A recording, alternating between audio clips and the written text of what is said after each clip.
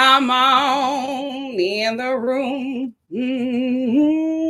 Come on in the room. Yeah. Because Jesus is my doctor. How are y'all doing? Full disclosure, I have no excuse for being late. Listen, y'all been riding with me for a while. I'm going to just tell y'all the truth. My little sister got me hooked on the morning show. And I binged that entire season until like 5 a.m. and I overslept. They were acting in that show. I can't believe I just heard about how good it is. Nobody has been talking about how good that show is. They were acting. Jennifer Aniston, acting. And let me tell you something. Nobody plays a white woman better than Reese Witherspoon. Acting. It was so good. So good. And I overslept. I'm sorry. That's why my voice is a little groggy because mother is just waking up. So yeah, sorry. I'm just going to be honest with you. I ain't going to make no lie. Mother was binging the morning show. I'm sorry. It's good. Highly recommended. Also, if you are new here, I put timestamps in the video to when the review starts. So if you're just here for the review, please check my description box because that's where the time stamps will be. If you comment on my video that you do not like the fact that I'm talking for at least about 10 to 15 or however long I go in the chat, it's because you do not understand reading comprehension and you will be blocked. So just to let you know, if you're new here, my loves, description box, timestamps. It's probably a man. It's probably a man because there's somebody who always comments, and I think they just changed their profile, but they say the same thing. You should not talk in the beginning of your lives. It's too much talking. They like me. I like them. We will converse. It's rude. It's rude to not acknowledge people who are in the room. Anyway, how are you guys? How are you guys? I'm actually going to start and I'm going to start a little bit earlier than I normally do because I'm so late. But thank you guys for being here. Shout out to my moderators. Hey, Shonda. Hey, Tracy. Oh, Tracy. Look what I got. Look what I got, Tracy. Thank you. Thank you so much, my love. Wait, is this the wrong person? No, I'm sorry. It's not Tracy. Tracy didn't do this. I'm sorry. It wasn't you, Tracy, but Tracy normally sends me stuff. So it's Ordered Steps here. It was from Ordered Steps. It's Ordered Steps here. Hey, Tony. I told you, I just woke up. Forgive me. Forgive me. The voice is groggy. I'm all over the place. Forgive me. Forgive me. Oh, God. Now I'm getting texts about work, acting stuff. Pray for me. Pray for me. Where the hell is my Orange County notes?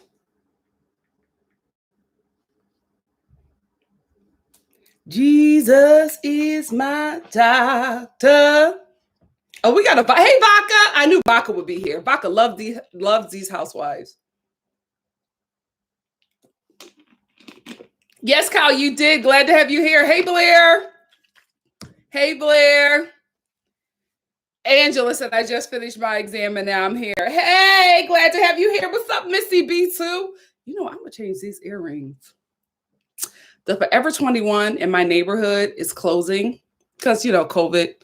It's killed. Guys, the businesses in my neighborhood are just, they can't sustain. It's really sad. It's really, really sad. And so Forever 21 was having like a 75% off sale plus clearance. So I went there and went buck. And my sister was there too, and she got me these earrings. I love them, but they're a little irritating. I think I may have to change. I'm gonna see how long I can hold on to these. But anyway, Mother went shopping. Oh, the morning show was so good. You know what? Apple TV has some really good shows. I'm gonna watch a bit more of that because they gave me, I got a year free of Apple TV when I got my iPhone, and it was running out. And then Apple sent me an email and was just like, well, because of COVID, we know everybody's depressed and sad. So we're going to give you another year of Apple TV for free. So, I haven't been watching much of it because the only thing I watched thus far was Defending Jacob. Because let me tell you one thing about Apple TV. They advertised the hell out of that show. Defending Jacob and that movie with Justin Timberlake. I can't go on any of like my social medias without seeing that promoted advertisement. So they, promoted the hell out of Defending Jacob. And I was just like, I don't like seeing Cap. I only know Cap as like a superhero, right? So I like to see him as an adventure. So I wasn't like really into it, seeing him like acting, because that's not, what I know him for, or what I prefer him to do. Same thing with Hugh Jackman. I'm just like, if you're not Wolverine, I'm not interested. But I finally decided to watch Defending Jacob, and I binged that whole series too. It was so good. They do good quality shows on there. I'm about to check out more of their shows. If you do have Apple TV and you watch it and you like it, suggest some shows to me, because I enjoy it.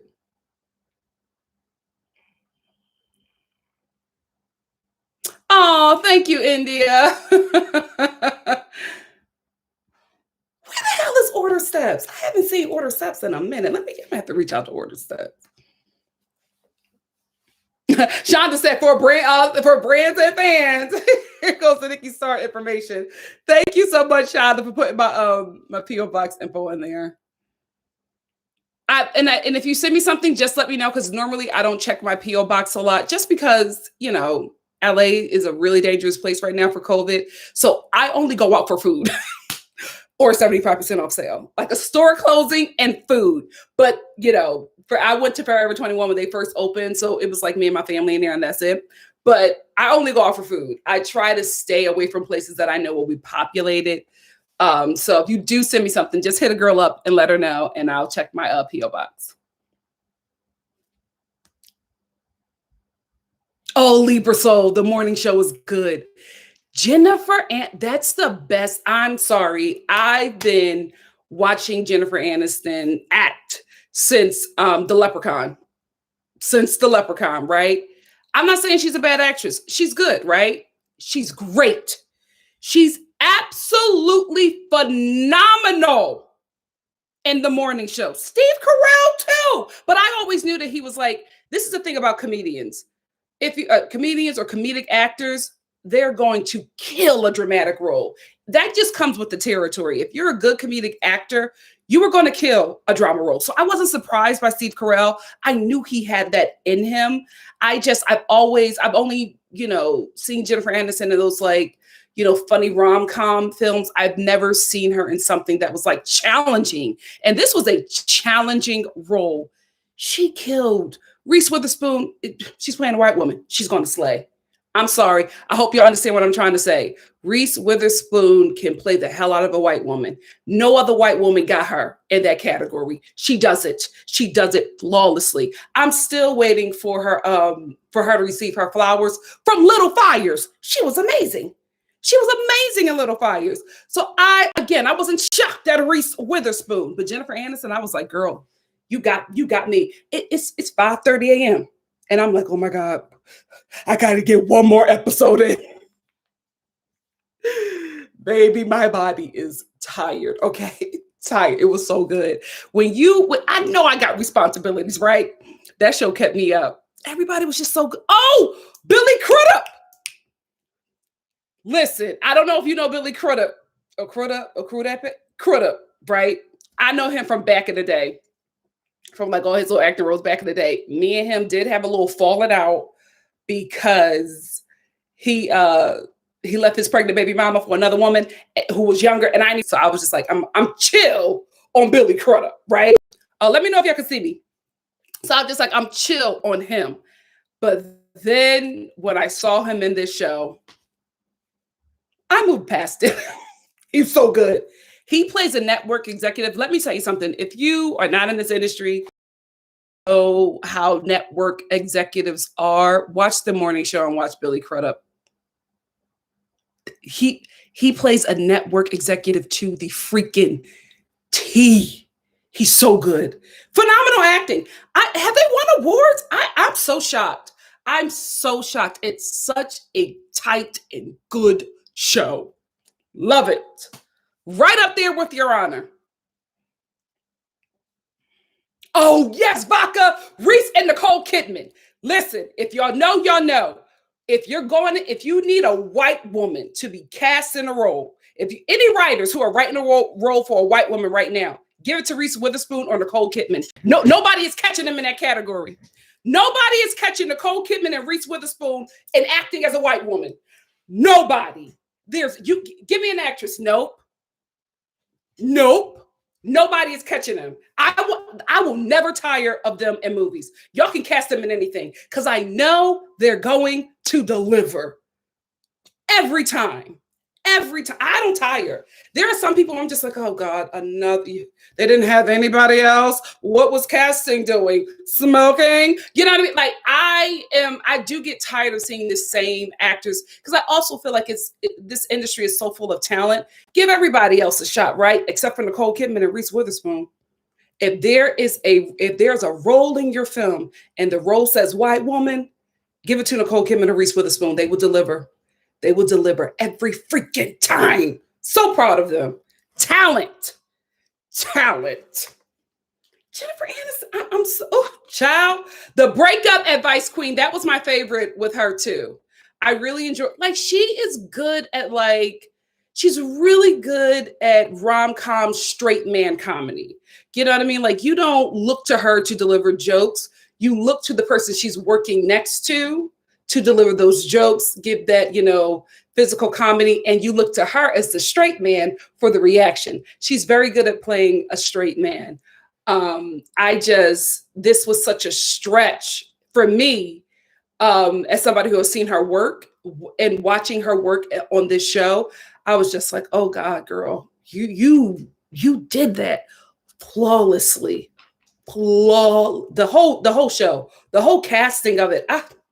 I'm telling you guys, it's superb. And y'all know I only go up for a good show because I was going up for Your Honor, and a lot of y'all watching it was just like, Nikki, you're right. You're right. It's a good show. I'm telling y'all. I'm in this. I do this. When I watch a show, I watch it differently. And when I recommend a show to you, I know what I'm talking about. So good. You know what? It's Kima. I never watched Big Little Lies, but I will now. Yeah, Libra Soul. In The Undoing, and that was another show I was not supposed to be watching because I had something to do. But my little sister was really great at picking shows because she was watching and she's like, you want to watch it with me? And I was like, fine, because I was eating. So I just watched one episode and then I was going to go for a run. 10 hours later, I'm on the couch oh my God. So good. Oh, hold on. What's going on? Did I delete this? Hold on, because I'm about to start. What the hell's going on with my notes? Oh God, Apple must be dropping another product because here we go. Here we go with this damn phone. Child. Oh, you know what? Since we're here, no, it's not going to do it for me. Let me see if I like it without this because I like my little turban. Oh, this is cute. Hey, Sarah. Sarah gave your girl a super chat. Sarah said, love you, Nikki. Want to know why comedian actors are good in dramas. Keep the reviews going. Thank you, my love. Here is why. Comedy, the hardest form of acting. Here is why. You have to find the energy of the audience and ride that wave with the dialogue that you were given. So you are a conductor of the energy in the room while also having to remember your lines, remember your blocking, which is where you have to walk, how you have to interact, remember your lighting. You also have to remember certain cues in the show. So you're doing that all in your body while also being in tune with the audience. It's a very difficult thing to do because landing a joke, extremely hard. extremely hard because you never know the temperature of the audience. But when you're a comedic actor or comedian, you find that and you ride that and you nurture that to a great performance. When you're doing dramatic acting, it's a little easier. And here is why.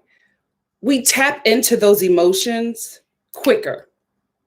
So I can give a performance where I'm screaming and I'm heartbroken and I'm crying because that is something that is very familiar to people. When you are doing a comedic performance, it's not that comedy and laughing isn't familiar. It's that you have to find that in every person, and everybody is specifically different concerning comedy. Not everything makes everybody laugh. Not everything registers with a person. So you have to find that, right? As a comedic actor, you have to find what works, what isn't working, how to inflect, how to put like certain inflections on certain words. Because I see that is something that you're responding from. Like if you watch Drag Race, this last episode, Simone, everybody had the same dialogue, right? Simone took one word that was called factory. And she said, factory. That was her thing. And she said factory, or whatever it is. And she got a response from Ross. So what did she do? She stayed there with that line, with the movements and the factory. She stayed there because she knew that was something that got a reaction out of him.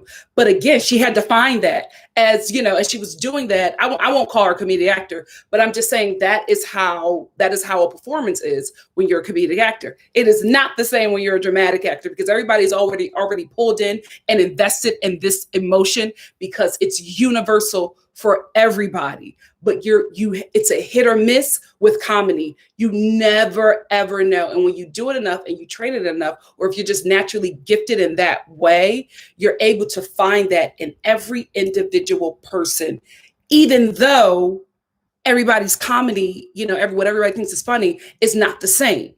It's such a difficult task when you're doing comedic acting. I won't say that dramatic acting is, by any means easy. It's just an easier emotion to tap into because it's a place where people reside often.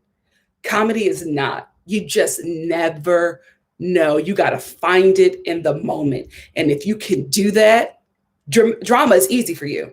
Absolutely easy for you. You will have no issue with that. So I wasn't surprised that Steve Carell killed that role. I was just like, yep. Eddie Murphy. Eddie Murphy is a ridiculous comedian. It's like you can't touch him. When he does drama, phenomenal.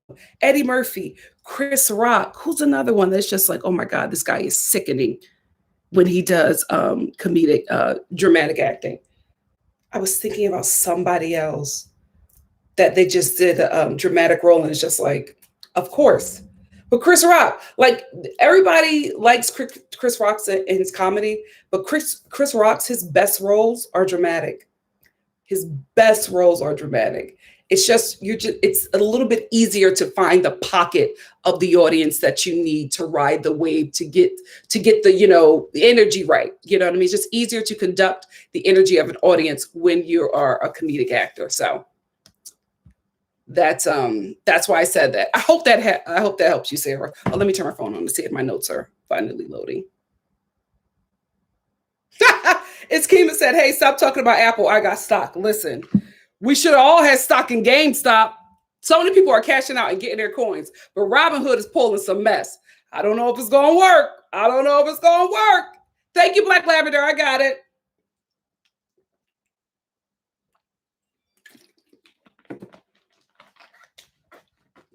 Oh, Lynn Alex said Tina Fey and Amy Poehler are my fave. They're really good too. I love them together as a duo. I love Baby Mama. I love them together as a duo. It's Latasha said, hey, Nikki, I was going to send a cash app, but the image that came up under your same name didn't look like you. Oh, wait a minute. Who's frauding? Oh, God. Wait a minute. Either you don't recognize this. Is it me in a beret? This is my cash app. Is this it? Let me know it's Latasha. You know, let me change my picture. Because if I'm not looking like myself, there's a problem. Have I taken a selfie in a while?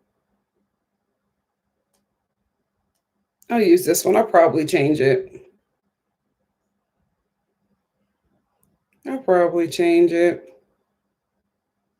It's me in the turban now.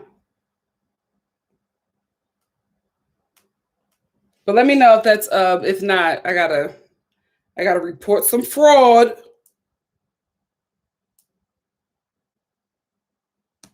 Let me know it's Latasha. Thank you guys. Hey, Kiss by Hypergamy. Oh, Chrissy Howard. You know, I love Lovecraft Country. And Euphoria, I don't leave that to the younger folks. It's hard for me to watch it as an adult and be like, this is kids. Like, I know the people who are playing these characters are adults. It's just not realistic to me. It really, really isn't. It takes me out of it because I know there are people who, you know, went to high schools like this and this was their high school experience.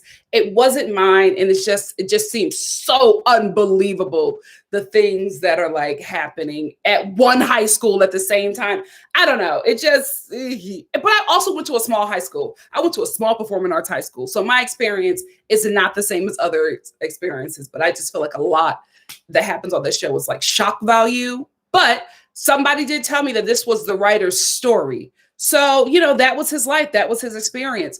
It just, I can't help but watch it as like a mom or auntie. You know what I mean? So I just, you know, I let the kids have it and enjoy, but I can't get into that.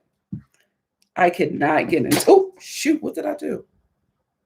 Oh God, what did I do? Did I finally, oh, Lauren, thank you so much for the for the Cash App, Lauren. Thank you. Is my phone on silent? What the hell is going on? I didn't hear anything. Guys, what's going on with my phone? Well, it's not bringing my notes over. It's turning on. What the hell? I hate this because now everything has opened up and I'm probably going to have to go to AT&T. Shoot. I don't know, guys. My notes are not coming over. I'm going to wait like 2 more minutes and then we'll start. I have to find another way. I think I might get an iPad and just have it sitting right here because this is blowing me. This is blowing me. What is the problem, bro?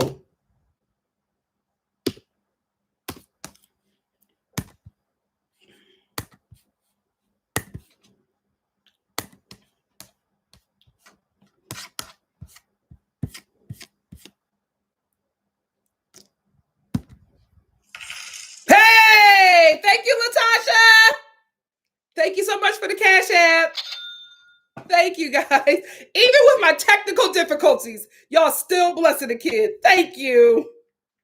I really don't want to read off of my computer, but if I have to, you know what? I might just freeball it. I'm going to freeball it because I don't know what the hell's going on with these. Yeah,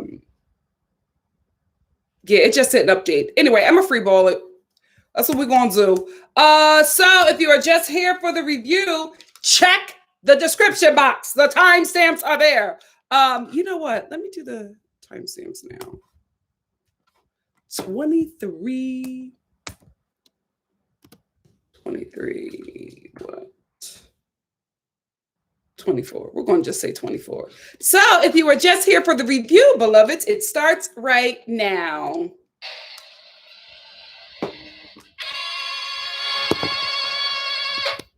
Look at me doing it. Listen, multitasking queen. Oh, now these notes want to come through. Okay. So now let's get to the Real Housewives of Orange County. So Bronwyn owns up telling Shannon's child that, you know, she wants to do drugs. She'll let her know where the good stuff is. Bronwyn was chill at first, but I think when she realized that it was said, and not only was it said in public on a national platform, I think it started to hit her how she will be perceived. And, you know, she started to cry. And I don't know. I guess I'm like that too. When somebody cries, even if you're mad, you're just like, ugh. Even though sometimes it could be manipulative, but it's like, where do you go from there? Because this person is obviously impacted has happened. So Shannon didn't go forward because she was about to drag her, right? She didn't go forward when Bronwyn started to cry. And so, Bronwyn apologized to her and she was just like, okay, I accept that. And Kelly was like, you accept that? Okay. If somebody did that to my kid, I would lose it, because Kelly doesn't like Bronwyn. Kelly doesn't like Bronwyn, and Kelly doesn't want Bronwyn to be redeemed for anything that she has done, because Kelly feels like Bronwyn is fake and performative, and she doesn't like the fact that she has spoken out about Kelly and has brought some heat to Kelly. Although, do I think that Bronwyn is a bit extra and loves attention and some of her stuff is performative? Absolutely. But Kelly, your mouth got you where you're at, not Bronwyn. So you are looking for a scapegoat for your mouth, but it's you, mama. It's you. I will say, from the observations from this reunion, and just going back to the Real Housewives of Potomac, I will say Andy was a lot softer with these ladies. Very soft, very happy for their journeys, because he was talking to Shannon and Gina, and just praising them and being so happy and thankful that they have finally found love and got it together after everything that they went through and that they endured. And I was just like, I wish I would have saw this same Andy when you were, hosting the Real Housewives of Potomac. I honestly feel like he's a little bit rougher with the Black girls and the Jersey girls. And I think, because the Jersey girls are just rough. But I wish he would be the same. I think he's softer with Orange County. I think he's softer with Beverly Hills. Sometimes he's a bit soft with New York, but I just feel like he's definitely more shady and not as soft with the Black housewives. I gotta say that. I've seen it. I've absolutely seen it. And I don't know if he is going off of his own ignorance concerning Black people. I don't know if that's what it is, but I have noticed, because I was like, you're really sweet with these girls, these women who have given you nothing. They have given you so less that you have given them a 2-part reunion when normally you give 3. So you are being very kind, very caring, and very nurturing to these women who are taking your show. You do not give the same love and kindness to the women who are building this network. And that's an issue for me. I noticed that and I was like, why are you being so kind to them? Why are you not dragging them? You should be a pissed off boss because your employees have not delivered. But you were so sweet and so happy. And I'm so happy for you. You finally found it. Yeah, I gotta say, it feels good. Excuse me? They did not turn a profit on the investment that you gave them.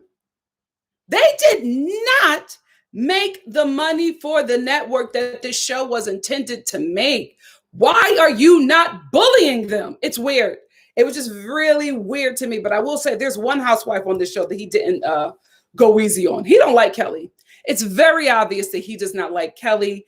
He, even when he was trying to give her moments to redeem herself, she wouldn't take the bait, and that's just not his girl. He don't click with her, because when he was, bigging up Gina and Shannon for finally finding love and getting it right, Kelly was like, well, I found love too. And he was like, yeah, you did. All right. He don't like her. He does not like Kelly. If Kelly comes back, it's because the network wants her, and not Andy. As we know that Andy is no longer on the board, so he can't make those decisions. He can give suggestions, and he could strongly suggest one person and may have some influence, but he does not have the final say because he gave up that position to be a host for Watch What Happens Live. So he can strongly suggest, but I think he may be outnumbered because Kelly is a part of OC. Kelly is a part of OC. There are, ignorant, bigoted people in the OC. There are, conservative Mexicans, conservative, biracial people in the OC. And she, unfortunately, represents that community, not the biracial community. I'm not saying unfortunate to the biracial community. I'm saying, it's unfortunate that that negative opinion is something that needs a platform. But if you're going to do the OC, you got to be honest. We got a super chat from Latoya. Thank you so much, Latoya, for the super chat. Thank you. It's just real. We're just being real. So let's talk about the Black Lives Matter part and Kelly revealing that she was Black. So the ladies are mad at Bronwyn because Bronwyn did an interview and said that she cannot talk about LGBTQ issues or, issues concerning Black Lives Matter with these women because they're very closed-minded and ignorant. And they took it as she was saying that they're homophobic and racist. Yeah. I get that. Bronwyn was like, well, I didn't say that. But sis, when you put that out there, where's everybody's mind going to go? Like when you say you can't talk to them about gay issues or issues concerning African Americans, what do you think we're going to believe? Right? So I think she also knows what she's doing. She's very calculated. She's very smart, which is why she's coming back. But the ladies took issue with that. And I completely understand. However, I don't think that Bronwyn is wrong. I think the only people who she could probably really talk to about LGBTQ issues and, issues concerning Black Lives Matter is Gina. I think that's the only one who she could really have that honest conversation with. I don't think the other ladies, maybe Emily, but I think outside of that, you're probably going to maybe a bit of Elizabeth, but her Instagram is a little sketchy, especially her stories. So I think what she was trying to say is there's just not a safe space to discuss these things with these ladies because they're very ignorant. And I believe her. I honestly do. Because to sit up there when we're on the brink of a civil war and say, oh, we do that stuff, but we just do it behind the scenes. Why are you doing it behind the scenes? I'm not saying that you have to put it out there on the open for everybody to see it, but a freaking acknowledgement that you know what's happening and you don't agree with it, and you use your platform to encourage the people who follow you to, get out there and do the work, get on the right side of history, or impact them positively, or let them know that if this is your views, something is wrong here. This is not right. So outside of Elizabeth, who posted something on her Instagram stories are a ride. Outside of that, none of the other ladies have said anything. If anything, Kelly has come out and has been extremely negative towards Black Lives Matter. So from what I've seen, I have to agree with Bronwyn. But I also can call out the fact that she knew exactly what she was doing when she said that about them. She don't like them, she don't rock with them, and she wanted to expose them. And that's exactly what she did. I do not think that she did not know when she said, oh, I can't talk to them about LGBTQ issues or issues concerning Black Lives Matter, that she did not know when she said that people were going to think that they were homophobic and racist. She knew what she was doing, but she called it right. Outside of Gina Luther King, and again, maybe Emily, I'm just guessing, but if you're married to that kind of man, I'm not sure that I can have a conversation with you about Black Lives Matter if you're jumping up and down on the shame. I'm gonna be real, right? And I think that Elizabeth, she's just wacky. She got a lot of stuff going on, and I think she wants to be on the right side of history, but she grew up so ignorant. So I'm not going to give her a pass, but I'm saying I can understand where she's coming from, especially somebody who, grew up in the same kind of weird religious stuff. Like, I get that. I totally understand her way of thinking, not excusing it. I'm just saying I understand. And I will say this, when this was happening, I did agree with the ladies calling out Bronwyn's all of a sudden wokeness, right? And posing at Black Lives Matter protests. And it looked very performative. I will give them that. I like the fact that Bronwyn called that out, though. I like the fact that she was like, well, yeah, I just got involved. And yeah, that's could be what it looks like. But then she still uses that platform to get out the right message. You cannot like the messenger, but at least, accept the message. Like my mama always say, chew the meat and spit out the bone. You may not like what she said. You may not like her, but take in what she's saying, because the girl was dropping some truth bombs, especially when Kelly, who always throws in her Mexican heritage that we don't know about until she's trying to defend something racist, especially when she was like, well, I'm Mexican. And I know that people have been racist towards Mexicans. And then Bronwyn was just like, okay, I think we all benefit from white privilege here because Kelly, you're passing. Like, let's not like act like you don't benefit from that. Not only are you a Mexican woman or a multiracial woman who benefits from white privilege, you exclusively date white men. Not saying that no other culture or color of a man can have a shot, but ma'am, you date rich white men and you do not bring up your Mexican heritage unless it's to offend you saying something ignorant. You know what you're doing. You have passing privilege and you use that. Now, Elizabeth, who also said that her father told her that she's a little Mexican girl and she can't speak Spanish because he doesn't want her to be, discriminated against. I'm gonna be real. I didn't get little Mexican girl from Elizabeth. Elizabeth, just like Kelly, passes. Elizabeth passes a bit more than Kelly. I'm not going to say that her father didn't say that you look Mexican. I'm not going to say that her daddy didn't say that. But I think what her father let her know is that you can pass.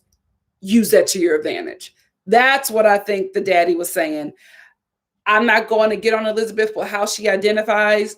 I just think that maybe some Mexican person in her family, a Mexican family member, her Mexican boyfriend, somebody needs to let Elizabeth know that she passes as Caucasian. Somebody needs to let Elizabeth know, because the way Elizabeth is talking, I'm like, girl, you give white woman. I know there are white Mexicans. I honestly get it. But I think Elizabeth thinks that she comes off as indigenous. And none of us get that. The way she was talking at this reunion, I was like, Elizabeth, do you know? You know what? Maybe she don't know, because Kelly said that she was Black. She just screamed that she was Black when Bronwyn was just like, you sent me a racist text. I believe it. I absolutely believe that that Kelly sent Bronwyn a racist text. I believe she sends racist text, homophobic text, misogynistic text. That's who she is. We are not going to sugarcoat that. That is who Kelly is. I absolutely believe it. But then she screams, I'm Black. And can I tell you, no shade, Kelly, but when that nut job screamed that she was Black, the whole studio got quiet. Andy wanted to laugh. He held that laugh and he was like, everybody was looking at her like, oh, girl, what? Then to come to find out, Miss Screaming, I'm Black. She did a 23andMe and found out that she was a portion Black, 35% Native American. That's why you got to stop taking those tests. What? First of all, why are you giving the Mormons all your DNA? Child. Y'all just sending your DNA away to these people and they sending you whatever they think you look like. Child, absolutely not. Unless it's, what is it, Henry Louis Gates? I'm not, we're not going down that road with me. I'm Black, okay? I picked from Africa. That's what I'll say. I'm all of it. I'm Ivory Coast. I'm Ghana. I'm Nigeria. I'm all of it. I'm not sending the Mormons my DNA for them to piece that down. No, absolutely. I'm not giving you that. What the hell is this technology where you can find that? Nope. Because when it all goes down and they got our DNA, let me not throw a conspiracy theory in here, but all I'm going to say is watch the last American Horror Story. Watch the last American Horror Story. Stay woke. Some people, thank you so much for the super chat. Some people said Mex is not a nationality. Mexican is not a nationality, not a race. She's still white. Come on and tell it. But what I was saying is I think that they're trying to claim indigenous, where they feel like they look a certain way, where they would be discriminated. And it's just like, Kelly and Elizabeth, you're white. You're white. You're white. Nobody's confusing any one of you for Salma Hayek. Like, it's not happening. You're white. So anyway, Kelly throws out the Blackness again to try to defend, because I know, remember, she said, I'm 35% Native American. She didn't give us that Black percentage. It's probably like 2%, maybe 12, but it's not a lot for her to throw it out. And when she threw it out there, Andy was just like, but you don't walk through this world as African American. No, I don't, but I am Black. Girl, you are unwell. You're unwell. God. How are you crazier than Shannon? How are you crazier than Shannon? And again, I think that Bronwyn does a lot of things for attention, but she was dropping some nuggets to these ladies. And I think they were just upset with her because she is looking like the progressive one, where they probably all feel like they're progressive in some way. And I've got to tell you, I think the most progressive housewife in Orange County is Gina Luther King, to be exact. I think it's her, because Gina doesn't give me performative. When Gina speaks on these matters, she speaks, in my opinion, from a place of compassion, understanding, and knowledge. I don't see her as doing it to gain support or to be the super ally. I get that from Bronwyn. I feel like Gina is the one who will check, certain behaviors, but doing the love and like saying in a way where it's just like where she doesn't need an audience, where it's just like, oh, that isn't wrong, and here is why, and moves forward. Or that's wrong, and here is why, and moves forward. That's how it should be. It should not be, well, let me put you on blast and let me expose you, because then what happens is this person gets defensive. So you cannot talk to them. You cannot get through to them because they're mad. They're angry now. They feel attacked and they're protecting themselves. Oh, if you could just talk to somebody, just check the behaviors. Because I learned in my experience with, I'm Christian, right? And so there are, within that spectrum of Christianity, a lot of homophobes, a lot of homophobic people. I grew up in a church that had extremely homophobic teaching. And what happened with me was that my friends who are of the LGBTQ community were very patient with me. They didn't have to be, but they were, right? And unfortunately, they were with me because that is the society and the world that they live in, right? They live with homophobic people. So people will say things and, to protect their safety, they won't respond in a certain way. So with me, because they loved me and probably knew that I was ignorant, would, check me in a way where I can understand, where it wasn't, oh, listen, dumb hoe, that's not right. Now, listen, if they did that, they have every right. They have every right, but they just took a different avenue with me. And I'm not saying that the people who are oppressed need to be responsible for teaching the oppressor how to treat them and, to just wake up and realize that this is not a fair way to treat a human being. I'm just talking about that was my experience. What I think people like me should do, or people who, get it. You are the ones that are responsible for teaching your communities the right way of thinking. And I get that from Gina. I just do. I get that she is somebody who will have the conversation, but have it with facts, have it with compassion. And even if she doesn't get the results that she desires, I don't think she's tearing nobody down. I think she's going on about her business, but she just doesn't put up with that in her life. That's what I get from her. I could be wrong, but I just watched her this season. I watched her talk about these subjects, and I think she did it in a way that an ally should. Not everybody's going to be on the front lines with a bullhorn, screaming at Trumpers. Sometimes you're going to be a Gina, and a lot of times Ginas are more effective. Moving on. Moving on. Kelly, we're going to stay here a while. When she was screaming out the reasons why she couldn't be like racist or homophobic, because she's Black and she's 35% Native American, and the gays love her and she doesn't hate the gays, she kept on pointing at Andy.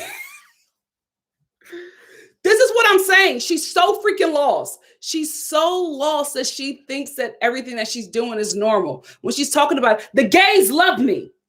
The gays, they don't have anything against me. I'm not homophobic towards the gays. And Andy is like, okay, Kelly, he hates her. He hates Kelly. And then she says, I'm not homophobic because, I hung out with Andy on Fire Island. The way Andy looked at her, I don't think he actually hung out with her on Fire Island. I think that that's just something that Kelly said to defend her behavior, to be like, I hung out with a gay on a gay island. She's so lost. She's so lost. But again, I think that Kelly is just not well. I really, really do. I think there's something there that's missing. I really, really do, because she's never present in conversations. Her mind is always somewhere else. Like she could be in a conversation and listening to somebody, and then she'll say something so off the wall, and it'll be a shock to like a person who is well, right? But it won't be a shock to Kelly. She'll be like, what? No, I was just saying that. I was just saying that you have a forehead that looks like a penis while this person is talking about a dying parent. But she doesn't get that that's wrong, because there's something missing. I feel like her censorship is missing, or her compassion is missing, something. Maybe she's a sociopath. I don't know. But there's clearly something not quite right with Kelly, because she says these things and has no idea why people are shocked. Something has to be missing there. Elizabeth is a non-practicing bisexual who does not have any interest. You guys, you might hear my stomach. I haven't eaten a day. So I'm trying to like talk over it, but if you hear a growl, deal with it. She's a non-practicing bisexual who thinks that women are beautiful, but has no interest in dating them. Isn't that just being a straight woman? I was just like, you just described a straight woman. Because a straight woman knows like when a woman is beautiful. Like we say it all the time. Oh, girl, yes. Come on here. Come, like we know when a woman is beautiful. We just don't sleep with them because we're straight. So Elizabeth, I need you to figure that out. Because the definition that you gave of yourself as a bisexual was just a straight woman who supports other women. Nothing about that was bisexual. I'm a non-practicing bisexual who thinks that women are beautiful. I just have no interest in dating them. Straight. You're a straight woman. Well, go ahead, girl. I'm telling you, the LGBTQ community is taking a beating on this show. They just all over the place on Orange County, all over the place. Let's talk about Sean. I want him to be free. I want Sean to be free. He's such a nice guy. He deserves so much better. So he comes out. They're talking about their relationship. And they tried an open marriage because Bronwyn realized that she was a lesbian. This is the thing. I am happy that Bronwyn is finding herself. She's just going about it in the worst way. It's just like, you're just so awful to the people in your life who love you and care for you. Because when Andy asked her if she has ever been attracted to Sean, she said no. Even if that was the truth, you did not need to be honest. Like, that was a moment where you could have lied, and we, the audience, would have known that you were lying, but we would have been okay with it because you were protecting this precious soul. How is he your best friend and you treat him like that? You beat him, you humiliate him on TV. Like, you even had a time to redeem yourself here and you just didn't do it. So all of that stuff, you're having sex with this man since you guys were teenagers. I don't know. I think you guys I think he was like your only partner. Because they've been together since they was teens. And I think she was saying something like 15. Listen, Sean was busting it down to 13. That's none of my business. That's CPS's problem. But I can assume that they have been each other's only sexual partner until now. Because she was saying that their marriage was open, but just for her, because every year on his birthday, she would have sex with a woman and he would watch. He could not participate. So I'm thinking that's the only coochie he know. But you, Brown, would know everybody's coochie. It's so unfair. It's such a one-sided relationship, marriage. Because even she said when they tried to open marriage thing, she wanted to close back the marriage for him because the nanny, the messy nanny, gonna run in crying and this is what I want to say to the nanny. You's a fool. You's a whole dummy. Because if anything, if I would be loyal to anybody in that marriage, it would be Sean. I'll be loyal to Sean because I know he's the only one who's treating you with kindness. Bronwyn is probably cussing you out and reading you for filth, unless you're jumping up and down on her. Anyway, she runs to Bronwyn and she tells her that Sean had a woman over and she was that he was having sex with this woman in her in their marriage bed. Okay. I'm glad he got some. He deserves. So Bronwyn gets mad, cusses him out, and shuts down the open marriage for him. He takes it. Sean, this isn't right. Where's your family? Where's your mother? Do you have sisters? Somebody has to support you in this process because this isn't fair. He even said, well, I'm fine, being in a marriage with her and she's seeing other people because she's my best friend and somebody needs to be there for my kids. And I'm fine with just having my kids because who's going to want me with 7 kids, still married? Sean, somebody's going to want you. Let me tell you something. The woman on that stage with your wife sees how you love and treat her and take care of her. You could get any one of them broads. You could have got any one of them broads on that stage. You mean to tell me ain't nobody young and broke hitting you up in your DMs? They see the way you treat Bronwyn and the things that you will accept. They know that you will take care of them and do not mind that they will go out with their girls and dip in the jewel for a couple of days and come back. They see what kind of man you are. You mean to tell me ain't nobody in your DMs? Get out of here, bro. Start responding. You need to start responding. You deserve love. You're not getting it. You have been taking care of your kids and Bronwyn since you was a damn child. You need therapy and you need some new coochie. Multiple coochies. You deserve, bro. You deserve. I feel so bad for him.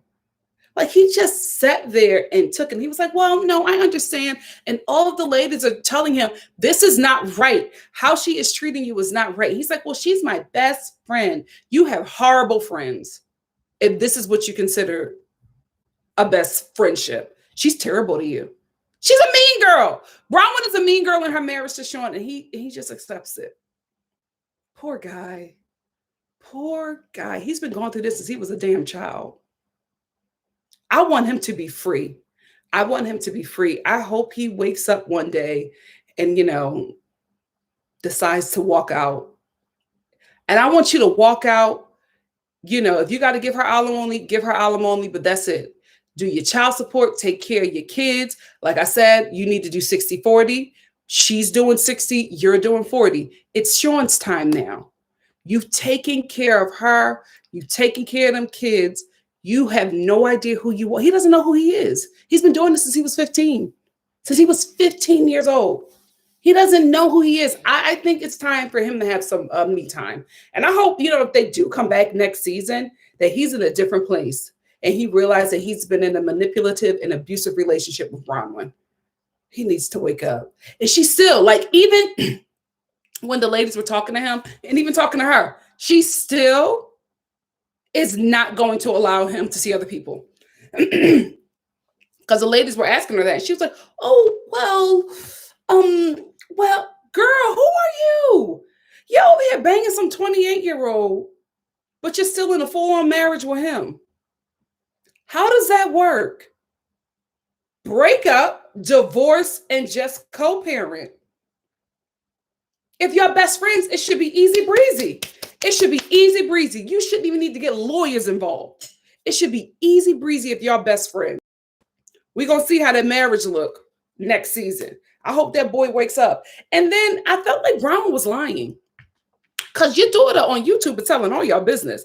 And she's sitting up there saying that, my older kids are okay with it. The younger ones doesn't know. And I'm like, your oldest is on YouTube. Spilling the tea. The tea, mama. So how was she okay with it? This is so messy. This is so good TV. Good TV. But I want him to get free. He deserves. So anyway, we wrap it up with the ladies talking about what they learned this season. The only one I want to talk about is Kelly, who said that I learned to not be fearful of COVID. If I was afraid of COVID, I wouldn't have gotten married. I wouldn't have went to New York and spent time with my fiance. She don't get it. She doesn't know. It's like something is not right. Something is missing. For you to say that you learned to not fear a deadly virus that is killing people. Thousands of Americans are dead. Millions are infected. But you learn not to fear so that you can get married. The network is going to keep her. Andy may not want her, but the network is going to keep her. If anything, they might drop her down to friend of the show. We'll see. We will see. And then we'll see how much she's in love in that marriage. Because I'm telling you, Rick likes you now because you're on TV, and he does not have to fully take care of you. When it's you all day and you have nothing to do but spend his money, and you don't have that thing to help him in his career, then what? Ciao. Anyway, if you're just here for the review, beloveds, it ends right now. Let's talk. We're going to talk for 10 minutes and then we're going to get into Salt Lake. Yes, Elvie. Oh, what's this? Alice in Borderland. I got to watch that on Netflix. I just got a notification for that. Child, I'm binging all these shows. I got time. Hey, Proshian. Yeah, Sean is the one with the money. He takes care of Bronwyn. That's why she does not want to leave him. That's why she doesn't want to get a divorce, because he takes care of her financially. And she can just sit home, do whatever she wants to do, live her best lesbian life while he takes care of everything. And she has her girlfriends, and, she doesn't have to be bothered with the kids because they got 2 nannies. It's a good situation for her. Tracy said, I'm 4% European, so I bet Kelly's 3% African. So by Kelly's logic, I am a white woman. Let me tell you something. If we all started doing that, if we all, the ones who don't pass for the privileged race, if we all started doing that, you know how quickly race dynamics in this nation would change? How quickly the label of who we are would change? Baby. But it's so convenient for those, for the light skins, those who are light and can pass, or just white. It's so easy for them to hop in and out of other cultural identity when they want to make an excuse for something ignorant or bigoted or racist that they said or done. But let us try to do the same thing. Oh, baby. Oh, baby. We're going to switch up how we label each other real quick. Going to switch up just like Wall Street did when them poor people started getting money off of the GameStop stocks. You see how quickly they started regulating everything? Anytime a disadvantaged community in this nation starts to rise, the ruling class change it up real quick. All of a sudden, we're going to move the goalposts. All of a sudden, you got to do this. You got to do that. You got to do this. You got to do that. Really? Mm-hmm. We got a super chat from Bianca. Bianca said, Kelly says she won't come back if Bronwyn comes back. She went on live yesterday. Love your videos, Nikki. Thank you so much, Bianca. Well, it's a done deal then, because they're going to bring Bronwyn back. She's a lesbian, progressive, OC housewife who's still married to her husband and has a girlfriend. You mean to tell me she and her son is a drag queen? You think they letting her go over loudmouth Kelly? You could always find a bigot in Orange County. That's going to be very easy. Oh, which one of you sent me? Somebody sent me. Let me see if I can find it. I always think about it while I'm doing the live, and I never think to keep it. Weirdo.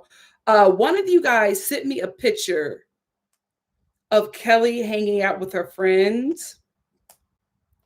And there was a black girl that was Gina's friend that was in the picture with all of these ladies hanging out.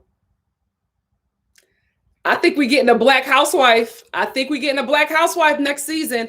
These are people who I think are definitely coming back. I feel like everybody else is on the chopping block.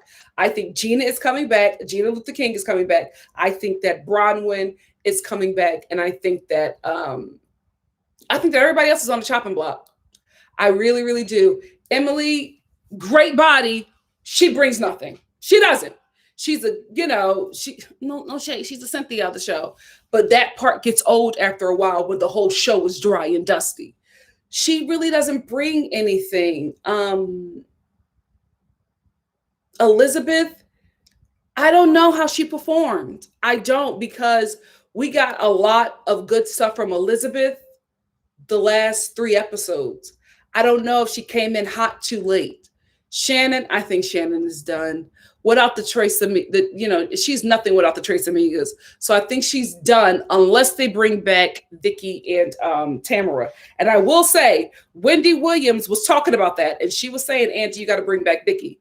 You know what I'm saying? She was saying that, Vicki is the show. So I'm thinking that Vicki is going to come back because Wendy Williams does have a little pull with Andy. She's the new Nene concerning the castings of these shows, because Nene used to have a really huge impact on the casting of these shows. Not saying she had the final say, but she had a huge impact. And now that's Wendy Williams. So I don't know who may or may not come back, but I think for sure Gina is coming back, and she's bringing her friend, who's the Black housewife, and she's bringing her Black girlfriend who will be the new housewife. And I think that Bronwyn is definitely coming back. Y'all don't like her, and that's great. That's great. Y'all don't like Kenya. That's great for the network. She trends every episode. Every episode, Kenya is trending. Same thing with Bronwyn. OC never trends. Bronwyn does. The network knows that you guys who do not like her are going to watch the show just to hate watch, and they'll take a hate watch view as well. So I think those two are definitely solidified. The other ones are on the chopping block. I got a super chat from Umi. Hey, Umi. Umi said, hi, Nikki. I'm currently in Senegal. Hey, sis. I've been late for some of your lives, but the playback got me giggling and laughing as per usual. Oh, thank you so much, Umi. Thank you for being here. Say hi to my family in Senegal. I told you, I'm just claiming all Africa. It is what it is. I'm not giving my DNA away. It's not happening. I'm just going to claim it. If you dark, I'm dark. We family, period. Anyway, here are two I think that Andy, because I tweeted this to him a while ago. But here is who I think needs to come back. This would be my OC dream cast. I know there's going to be one on here this is going to be two, I think, on here that you disagree with me about. Maybe three, but I'm going to give you a reason why I think they all need to be on OC. First of all, these two, it has to happen. Gina and Tamara. Gina Luther King is great. Why? Because she has a great story with her blended family and her issues with Matt. She's also somebody who, like I said, is a true housewife ally. Like, this is the image that a lot of middle to upper class white women who live in conservative areas, who think differently outside of conservative views, but are not loud about it, but they're impactful in their communities. She's a great representation of that. Tamara, she's messy. She's messy. The only thing that will hold her back is that Trump, her son. I'm like, sis, you better make sure he wasn't at the Capitol, because that's the only reason why you will not come back. But Tamara absolutely has to come back, because she's messy and she knows where the pot is and she knows how to stir it. Tamara has to come back.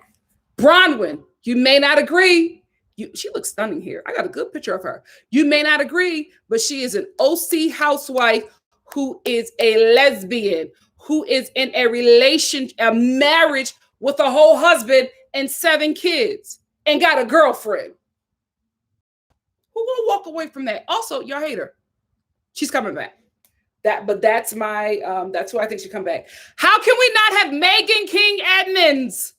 Detective Megan King Edmonds. She's now free of that cocky old man that she was married to. She got her kids. She got her alimony. We can see who she really is, because she was the trophy wife. Now Megan is single, living her best life. She's dipping in and doing it. She's dressing a little different. We are going to see her come back. We're going to see her get mixy and spice it up. We're also going to see her as a mother now. We're also going to see Megan King Edmonds date. We're also going to have her go back and forth with Vicki Gunvalson. Vicki could never go after this girl. She tried so many times, but she never won. We need whoop it up. We need her. We need her. She is the grand dame of the OC. We need her. And again, a lot of y'all don't like her, but a lot of y'all love her. She needs to be back. She knows this show. She's been there from the beginning. She knows what works. She needs to come back. Please, ma'am, come back. The snooty upper crust OC housewife with that big, ugly house, mansion, estate. We need her. We need her. I love her. I love Terry. The kids are a little bit older now, so we can see her mothering teenagers. And, she's good. We need Heather. We need Heather. You can say whatever you want, but she kept them girls in line. Who's in charge of the girls? Heather. Heather. We need her. Gretchen. We need Gretchen. We need the oblivious Gretchen who is now a mom and still married to Slade. We need to see how that relationship works out now that Slade is still not making any money and she's the breadwinner and also a mother. We want to see that. Gretchen is OC. Now, this is the face of OC. We need to see that Jesus Barbie, she was good. She only left because of that crazy husband. She's now divorced from him. She's dating something young and tight. I don't know if she's as, Christian as she was before, but let's bring Jesus Barbie back. She was good. She was good TV then. She'll be good TV now. Oh, she's coming back to the OC. She's coming back. I'm talking about the Orange County. This is Tasia. If you don't know, this is Tasia Adams. She was the Bachelorette, the most recent Bachelorette. She's from Orange County, and the show needs some color, and I think she will be perfect for it. She wouldn't get messy, but she would be the fun, bright diversity of the show who will eventually get on the ladies' nerves, and then we'll see we'll see her stir it up, and we'll watch her date. We'll watch her get into a little bit of conflict, and we'll see a different side of Tay Tay. I would love to explore that. And that's pretty much it. That's my dream cast. That is my dream cast for the OC. Although I would love Tasia to be on that show, I think they're going to vet that sister that was hanging out with Gina. But that's my dream cast. Who do you guys want to come back? Who do you guys want to get the boot? And who do you recommend? I am Rachel said not the gays. She kept on saying gays and then looking at Andy. I was just like, oh girl, you don't know that this is just horrible, Kelly. It's horrible. Oh, absolutely, Tracy. Talking about Kelly said, that sounds like I'm not racist. I just have 3 Black friends. Absolutely. Oh, Chris, I'm so sorry. That's why I wait a bit. I normally don't wait as long as I waited today, but that's why I wait a bit before I come on because YouTube takes forever to notify you guys. It's just, I try. I'm trying. Yeah, Elizabeth confused me too, Bianca. Yes, Sarah. Elizabeth is a straight woman who occasionally gets a girl crush. That's exactly what it is. She's the type of straight woman who goes, oh my goodness, your boobs are great. Can I touch them? And then call herself a bisexual. Girl, it's more that goes into that. Are you attracted to women? Do you love women? Do you want to be in a relationship with a woman? Like there's so much more that goes into that. And Bianca, oh, you said you think Elizabeth is a lesbian? Bronwyn said the same thing. And you can see when that's your community, you can see, I'm telling you, my best friend has called it every time. Every time. And I was like, he's gay. He's just like, he's gay. He called one of my, he didn't call him out, but he let me know. He was like, oh, he's gay. I was like, oh, no. I was talking about his girlfriend or whatever. He's like, Nikki. A year later, he came out. I'm like, how you never miss. You never miss. But Brown was just like, oh, I thought you was a lesbian. I tried to kiss you and you ain't want it. And Elizabeth was like, well, you were married. Elizabeth, oh God. Whoo, OC could get real interesting.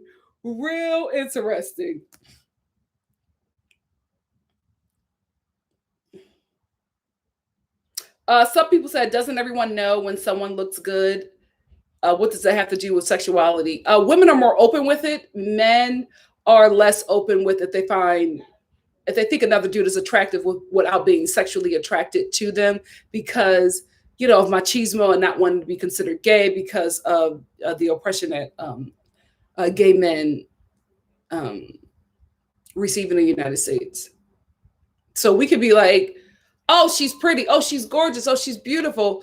But, we don't want to have sex with that person because we're straight.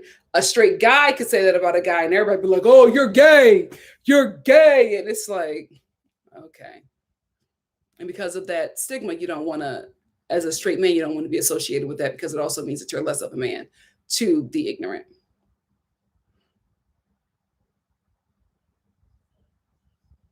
Well, Momi, so Momi, I'm gonna speak on this. Momi said yes, but no one wants to be just straight or just white, apparently. Folks want to be special or a part of a marginalized group so that they can get a pass to say and do problematic things. Also, the world is changing, right? So now there are so many people blackfishing and trying to, you know, throw out their Black identity all of a sudden. It was just like, oh, nobody knew that. You have a Black grandparent. Oh yeah, I'm Black. Like it's something happening now with the movement. And I guess it's because of like Black Lives Matter, and we're starting to have Black people in like high positions now. And it's trendy, right? It's trendy to be a person of color. It's trendy to be, within the LGBTQ spectrum. It's trendy. So that like nobody wants to, it's FOMO. Nobody wants to miss out on this trend of either being gay or Black. Like these two communities now, these two communities are cool now, right? So everybody wants to be with the cool kids until it jeopardizes their privilege. Then they hop back, right? But now it's cool. It's trendy. Everybody want to go to Pride now. Ciao. You know how hard it is to be cool and see people posing? Like whole communities is posing. It's like, oh, so now you want to be down? Get out of here. Get out of here. Now it's trendy to be dark. Now everybody painting on dark skin. Really? We changing the contour. We changing our nose by contouring it a certain way to make it look fuller. We getting butt injection. Everybody want a big butt now. Remember we were called fat for being thick? Okay. It's trendy. It's trendy to be me. Everybody want big lips. The way I got tortured in school for having big lips. Now you're over there injecting, Elmer's glue into your lips. Really? I'm telling you, as somebody who has been teased for like what is desired today, it's such a freaking mind trip, Because back in the day, none of that was acceptable. I was developing mad early, teased because of that. These gorgeous full lips, teased because of that. Dark skin, teased because of that. Now I'm walking in this world as an adult today and seeing like some of the same people who teased me for it going and getting work. And I'm like, wow. Oh, wow. It's trendy now. The way I could expose some people on Facebook, but I won't. I'm better than that.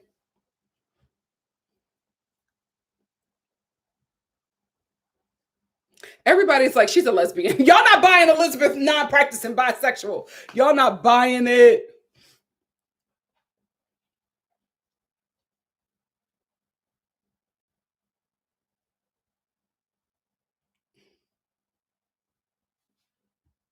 Who met in college? Oh, Josie, are you talking about Sean and Brown when they met in college? If so, I hope he, was able to experience other people before he settled on Bronwyn.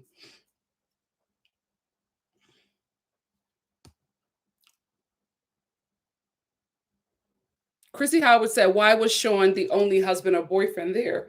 Because Bronwyn came out as lesbian on the show. And they needed to know, well, how does your husband feel? I think that's why. Hey, Selby, glad you're here.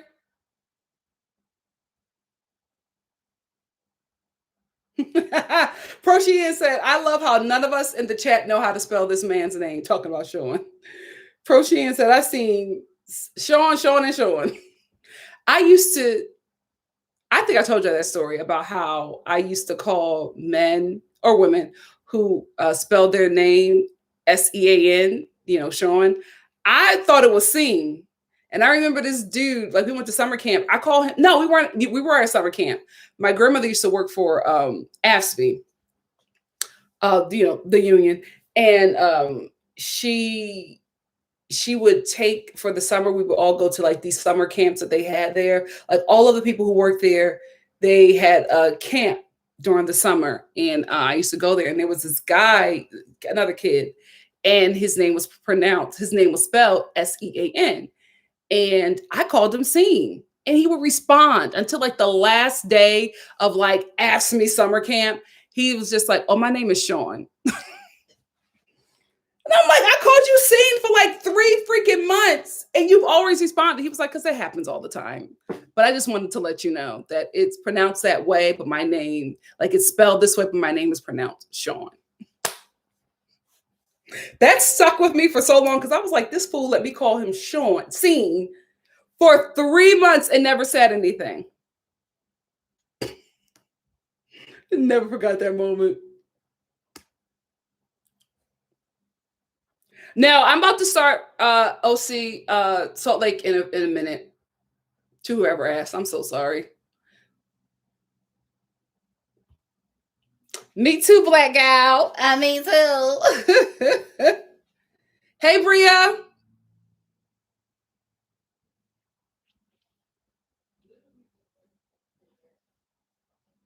Yeah, bisexuality is cool now. It's trendy. Absolutely. Some people said we need to start acknowledging that Hispanics aren't just one race. Absolutely. Hi, Indy. Glad to have you here from London. Bunny, I think they're going to get younger women too. That was just my dream cast, but I think they're going to get younger women. Oh, you saw my boo Nanya BB? Okay, let me go to his Instagram. Oh, Jade Gossett said, Gretchen is a Trumpster that is avoiding marrying Spade to not pay for his son's medical bills and need for support. They need to leave her over fill her face where she is. That wouldn't be good TV to see her get dragged. Because you know Tamara going to call that out. Oh, girl. Nicholas, we've had a lot of housewives before. Some of them could be friends of the show. We could try them out for the season. I don't, Lynn, I'm not here for Vicky's daughter, because if we bring Vicky's daughter on the show, we got to bring Vicky's daughter's husband. I don't feel safe with him being on TV. Remember when he cussed out, I don't know whose mother it was, but he was about to beat somebody's mom up for putting her feet on the ottoman, on Vicky's ottoman. That lady was like 90, and he was trying to fight her. He will not be good for the show. Yeah, I love Alexis, Jesus Barbie.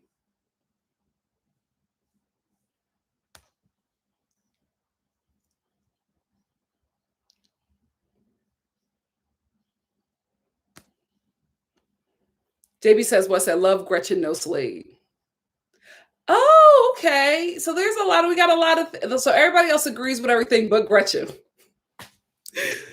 Y'all don't like no Gretchen. Yes. Keisha said Heather brings the wealth back. Absolutely.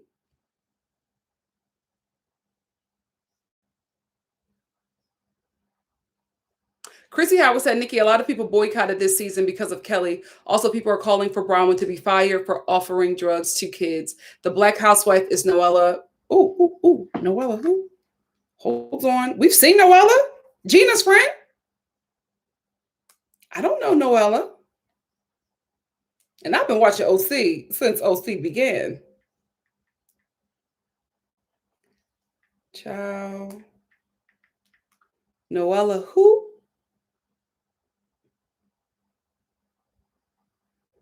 Bergener. Oh, she came right up. Ooh. So everybody been looking for Noella. Yeah, they do need Tamara and Vicky back. Absolutely. They make the show. It is what it is. They know how to produce a scene that gets a reaction out of the cast.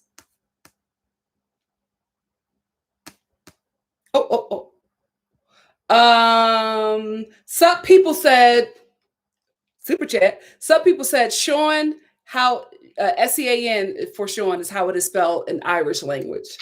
Thank you so much, some people. Had no idea until you said that. Had no idea. Bunny said OC in Atlanta need new and younger housewives who are wealthy. Come on.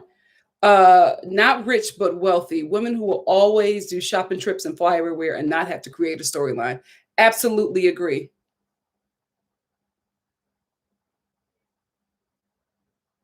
Strange Black Media. I talked about that, but I'm waiting for Sean to do whatever he want to do. I support him anyway.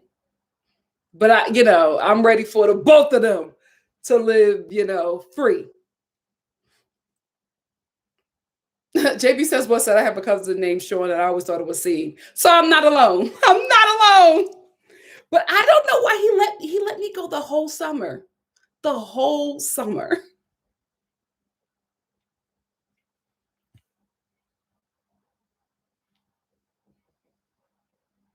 Oh, thank you, Nicholas.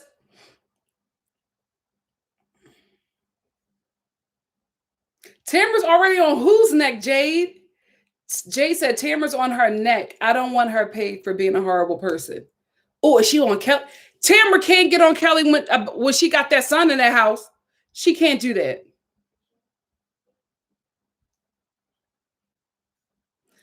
Wait, yeah, this is not her.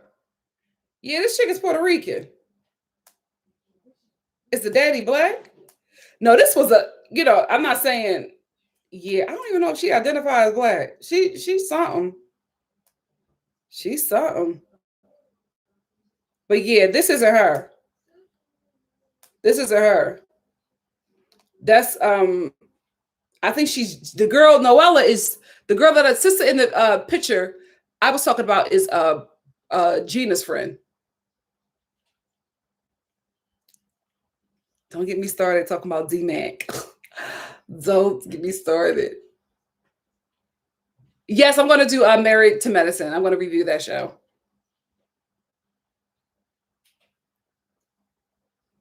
Oh, she's on Gretchen? She might be on Gretchen's neck because Gretchen is probably being, they're probably circling Gretchen. Let me tell you something. You will know who's going to be on the next season when housewives start beefing with other housewives out of nowhere. Out of nowhere, they're beefing. It's because they're filming and they're taking their emotions out on social media. That's when you know. Because that's how we knew LaToya Forever was on the show, because she started dragging Nene. And we were like, how do you even know each other? So people start suspecting that she was the new housewife, and then it was revealed that she was. Yeah, it's not Noella. I wish I could find, I hate the fact that I feel like I need an assistant for my Instagram alone. I feel like I need an assistant for my Instagram. Was it Kate? No, Kate sends me bachelor tea. It wasn't Ordered Steps. Damn it. I wish I could find this. I wish I could find this. But like I told y'all, I talked to so many of y'all. This is all YouTube right here. It's not loading for me trying to make me look like I'm crazy. But yeah, this is all y'all. This is all my peoples. Darn, I can't find it, but it was a sister. Anyway, let me get into Salt Lake. Ciao. Let me answer these real quick. Strange Black Media, Jay Gossip. That's why LaToya was coming for Nene before she knew Nene wasn't coming back. That's exactly what happened, Jade. That's exactly. Sway Bay and Anime said, girl, Nikki, Married at First Sight is getting good. I need your review because Chris is wild. I just had to catch up on it this week, but I'm reviewing it next week. Vodka with 3 Olives said, I'm so happy you are doing live reviews now. Oh, Vodka, thank you. Yes, Missy, I always respond. Because it's not like y'all like coming after me. Y'all just, we chitting and chatting.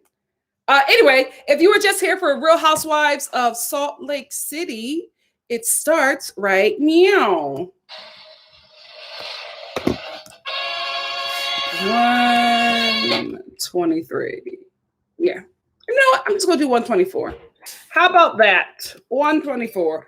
All righty. Jenn is unhinged. Absolutely unhinged. Absolutely unhinged. So she's doing the same thing that she did to Meredith before over Mary. Like, she is mad at the Merediths, but especially Big Meredith, because she made up with Whitney. So she's mad at her now. She's just like, you're friends with Whitney and not me? Like, you chose a side. You are too big. You are too old to be here with. If you talk to her, then you can't be my friend. Y'all not 14 when your hormones were everywhere and you didn't live no life, and that's what you thought was normal. You are grown women.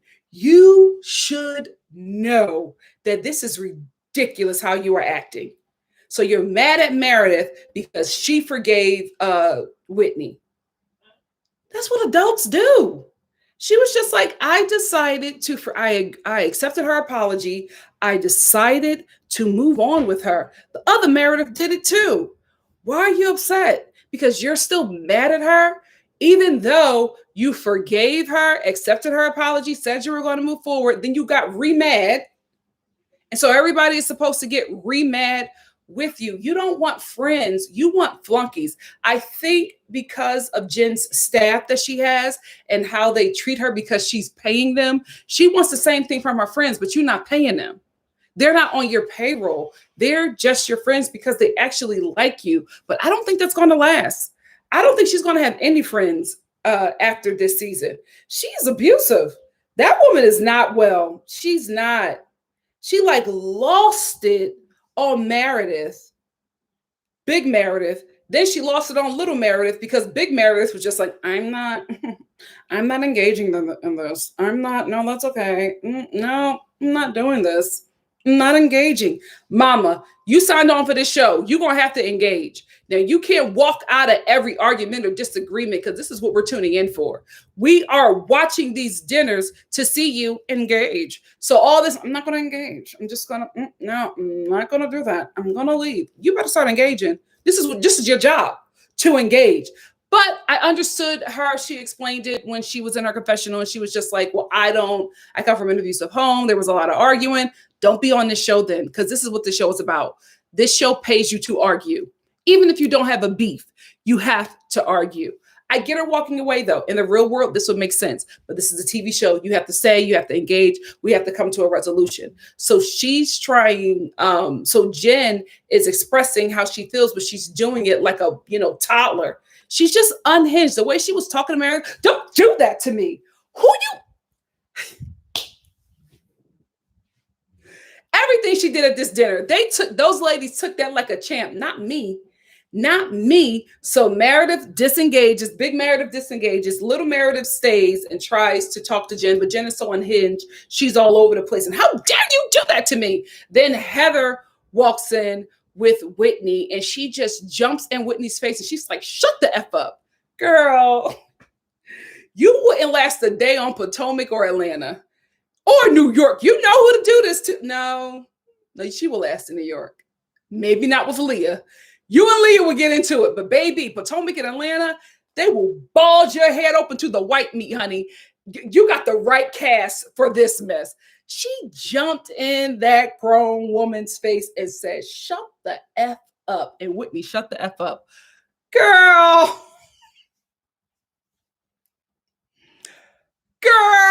absolutely not. Absolutely not. So then Heather is just like, Heather is watching this and she's just like, oh no, this isn't right. Stop doing that. She smacks Heather's hand.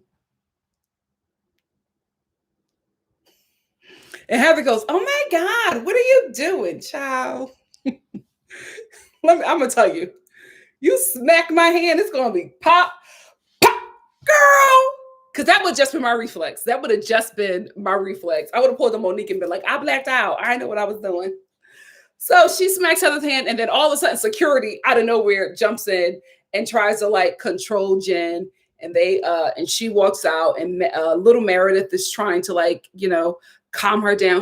I felt like Little Meredith, also known as Lisa, was being a good friend. I really, really do, because she was just like, I'm here for you. I'm not walking away from you. I want to help. Like, she saw that her friend was in distress, and she was, trying to be there for her. I will say there's nothing wrong with comforting a friend who is just not themselves in that moment. My only issue with Jenn is that you do this often. You're not just having a moment. You're not acting out of yourself. This is who you are. And I don't think that any women in that group or any woman in general deserves to have a friend like you, because you're not a good friend. You're a very abusive and nasty person so far that we have seen on this show. The way you treated those women at dinner was so chaotic and just violent and aggressive. And it was so, but it was unnecessary because nobody was attacking you. You were the aggressor. And then to just act like you were the victim in all of this, mind blown, absolutely blown. I was like, girl, are you serious? Is this Kelly? Is this the Kelly of Salt Lake City? Because she was just gone. She still felt like she was wronged by the women. Anyway,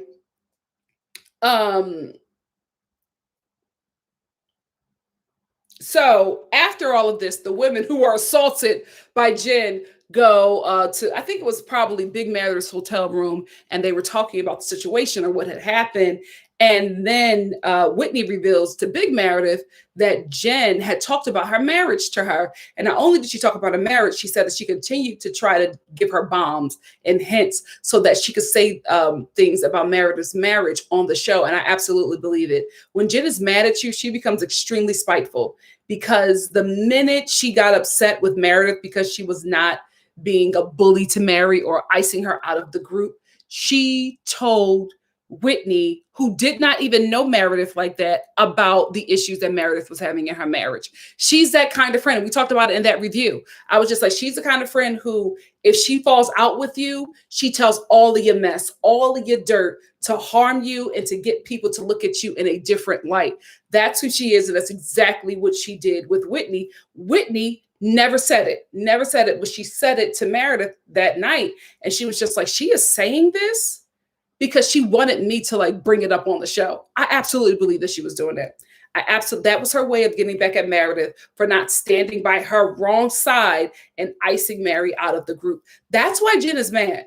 Jenn is mad because she wanted Mary to be cut, right? And Mary's a friend of the show. So she's mad because she feels like this friend of the show is doing too much, because at that point, that's who Mary was on the show. She was filmed as a friend of the show. It changed a bit, and they added her in more scenes when a different production company was hired and the positions of the housewives changed. So she's mad that they would not stop interacting with a friend of the show who came for her. That is her issue with all of the ladies. That's why she's coming after them so hard. So then Meredith gets upset, and she's just like, I can't believe that she's saying this about my marriage. But you know what? I'll just spill my own tea. Sean and I have been separated on and off, and we have both dated other people. Before I go on, we got a super chat from Mackie. Hey, baby. Mackie said, being Jenn's friend is exhausting. Absolutely. God bless all of those who have had to deal with her on a daily basis. That's why Coach Shaw takes off for days. I'm sure her husband sees this side of her often. Absolutely. She destroyed that man's party and then made him leave. Ciao. Thank you, Mackie. Here is what I think is going on with Meredith's marriage, right? I think Meredith and her husband are in an open marriage. I think they had a closed marriage when they were younger and they were living together, and she was traveling with him. This man is gone for months for his job. She likes to live in Utah and run her business and be this high society lady and, you know, live off of the spoils from her business and, you know, the spoils from her husband's hunt, right? So she likes to be in one place. She don't like picking up herself or her kids and traveling place after place after place. She did that with him when she was very young. She started doing that mess with him when she was 24. Now she's older and she feels a bit established.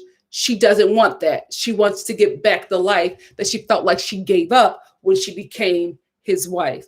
So with her not traveling, he not getting no coochie on the regular, and she not getting no peen on the regular, because she won't travel where he travels for work. So he'll travel those places and then he'll come back and be with the family. And I think that they both just made an agreement where it's just like, we'll just be open. When you're traveling, you can see whoever you want to see. Nobody is not a relationship thing. It's just somebody that you were getting sexually fulfilled by. And I will do the same thing. I will get sexually fulfilled by somebody else while you're not here. And then when we come together, we are together. open marriage. However, in today's society, open marriages are still taboo. So I think that when they came to the show, they agreed that they would just say that they're separated because that's easier for the audience to digest than to talk about their marriage that is open and a bit of a swingers thing kind of going on here. And also where they're at, where they live at, they do the swinging thing, but you don't talk about it, right? So I think they didn't want to bring that to TV. So I think they both came up, because I told you when Meredith's husband left her in that scene, it looked so fake and forced to me. I felt like he was really giving it. He was really being emotional. And I was just like, if I didn't know how TV production goes, I will believe it. But this looked really staged, really, really staged. And I think it's because they had the agreement where we'll do this. Oh, we are separated, but we won't say what it really is, which is an open marriage. So that's why she was so freely able to give up that information. And that's why it shocked little Meredith, because you're not going to tell anybody, especially in Utah, that you have an open marriage. That's just not, look at what was going on with Whitney. She did not want that to be said about her, that she was a swinger or anything like that, right? So I don't think that they are open about that part of their life. I think they're not seeing other people. I think they just have, different sexual partners when their partner, who they are married to, is not there. But they rather say separated because we as the snooty society will digest that better than an open marriage. That's what I think is happening here. And little Meredith was offended by that because she's like, this is my best friend. And I didn't know that she was seeing other people. She didn't tell you she was seeing other people. She was, getting serviced. And that was the tea. But she didn't have to tell you about that. You don't tell her about everything that goes on in your bedroom. So why she got to tell you about everything that goes on in her bedroom, especially if she has an understanding with her husband. And that's just how it is.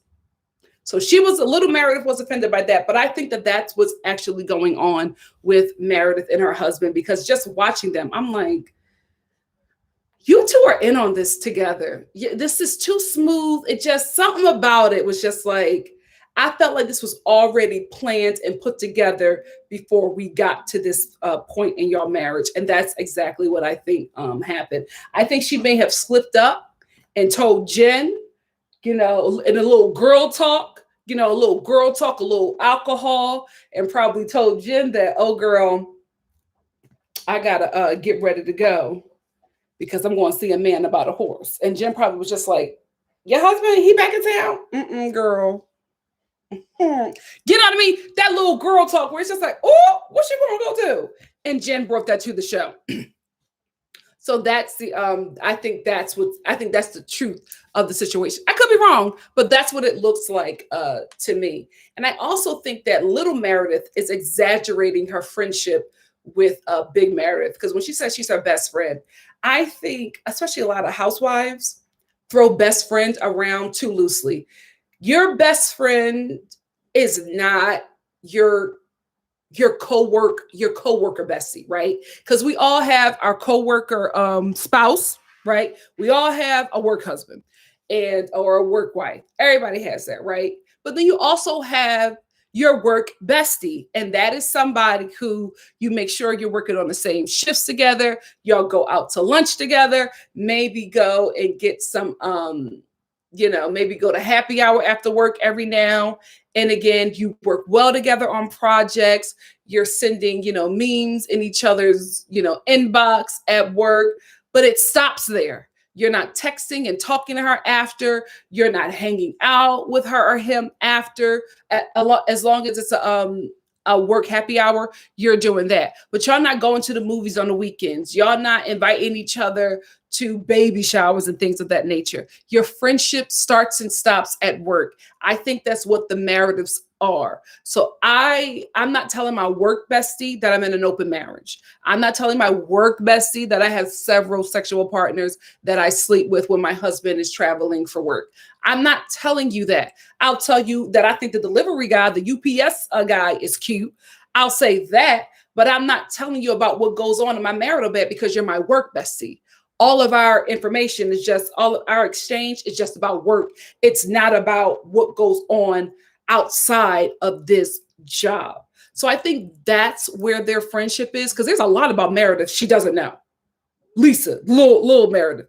It's a lot about big Lisa she doesn't know. So I'm assuming that they're just work besties. And maybe those high society friends where it's like we see each other and we sit at the same table at charity events, but y'all not going and getting your nails done together and then going to brunch. That's not something y'all do. Y'all do that on the show because that is the job, but y'all don't do that outside of it. So I think her feeling offended that she didn't know that Meredith was seeing other people when she was separated it's a little bit of a reach, because I don't think that they're besties. I think they're work besties, but I think that maybe little Meredith thinks it's a bit more than what it is.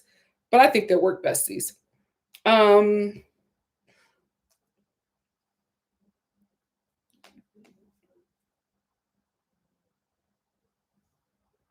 Okay, so after this, after the ladies have the conversation about what Jenn did to the both of them, before I move on, I'm still confused. Please answer this for me after the review. I felt like Heather said that Whitney was her cousin. Are they cousins or friends? Because Whitney keeps on referring to Heather as her friend. And I'm confused. I'm so confused because she was telling the ladies that Jenn is mad at her that she's still friends with Whitney. But she never said, Jenn, that's my cousin. Like, I'm always going to, that's my family. I'm not, if me and my family are in a good place, I'm not going to end that relationship for you. So it's very confusing to me. But anyway, the ladies decide to go to this crystal healer lady mediator or whatever to work out some kinks within the group. So they all go there. This crystal lady, I love when they bring in like these healers and seers, because they are able to get it on and popping, okay, with these ladies. So all of the ladies come and basically they talk about the problem in the group, and the problem is Jenn. Jenn is shocked. She's just like, oh, why are you guys mad at me? I thought we were cool. Before we even get there, hold on. When Heather went to see Jenn, and she was at her hotel where she thought that she had left and she was still there, and Heather thought that she was coming to get, the gifts that they had brought, or that Jenn had brought her. And she saw that Jenn was still there with her glam squad. And she was just like, I thought you were leaving. And Jenn was like, oh, my glam squad told me to take a rest, so I'm not leaving right away. Something is going on. Something is not right at home. Something is, because how are you not excited to get back to your husband after all this mess you just went through with these ladies? Her excuse, I was just like, something is going on. It just did not make any sense. Oh, my glam squad told me to just take a rest. And so you missed your flight and stayed? You didn't want to get back to your husband or your kids? What's going on, Jenn? What is going on? And watching Jenn with her staff, I honestly think that she thinks that those people are her friends. So that's how she treats her friends, because the staff, because let me tell you something. If this is how Jenn treats her friends, I can only imagine how she treats her staff. I'm guessing that woman is screaming and throwing things at those people and beating them over the head with her little stiletto pumps. She's doing all of that stuff. So I'm thinking that because they're still kind to her and, telling her what she wants to hear because they're getting a check, that she thinks that this is real friendship. So maybe that's why she treats her friends that way, because she's able to treat her staff this way, and they still, act like they're enamored with her. But she doesn't realize that if they weren't paying her, they probably would throw a shoe back at her. They probably would read her for filth. It's not computing with her that they're doing this because they're being paid. They're giving you a service. This is not friendship. I think that's how she sees it, because when she sat down with Heather, when Jenn sat down with Heather, Heather was trying to express to her like what she did was wrong. She still didn't get it. She was just going off on Sharif and the party and how it was ruined. Now, if you watch my review, I was on Jenn's side until she threw a glass and busted Sharif's decorations. I was on her side because this is a party for her husband. Why are you, Whitney, going around and telling her what was sad about her? Pick another date, not my man's birthday party. I agreed with her on that. She ruined the party. Whitney was messy, but you did not have to ruin your man's party because of it. You're throwing drinks, breaking his decorations, grabbing him and wanting him to get out of there. Like, you became so unhinged at his party. And if that's your man and you love him and you want to support him, and you want him to have a good time, any wife, any woman would be like, not now, not at my man's party. We can talk about this later. I know what you have to say to me is very important, but I'm celebrating my man right now, and I don't want to do this. You could have definitely done that instead of destroyed his party. But it just doesn't compute with her that what she's doing is wrong. Because then they go to the crystal lady, and the crystal lady is helping them along in this dialogue about what happened. And everybody is saying they don't feel safe around Jenn. Baby, when they all raise their hands, I raised my hand too. I was like, I don't feel safe. I don't feel safe with her. Jenn, how did you become the crazy one out of the group outside of Mary? Like, Mary was the one who was supposed to be the nutty one. Now everybody's going to Mary for advice about you. Mary.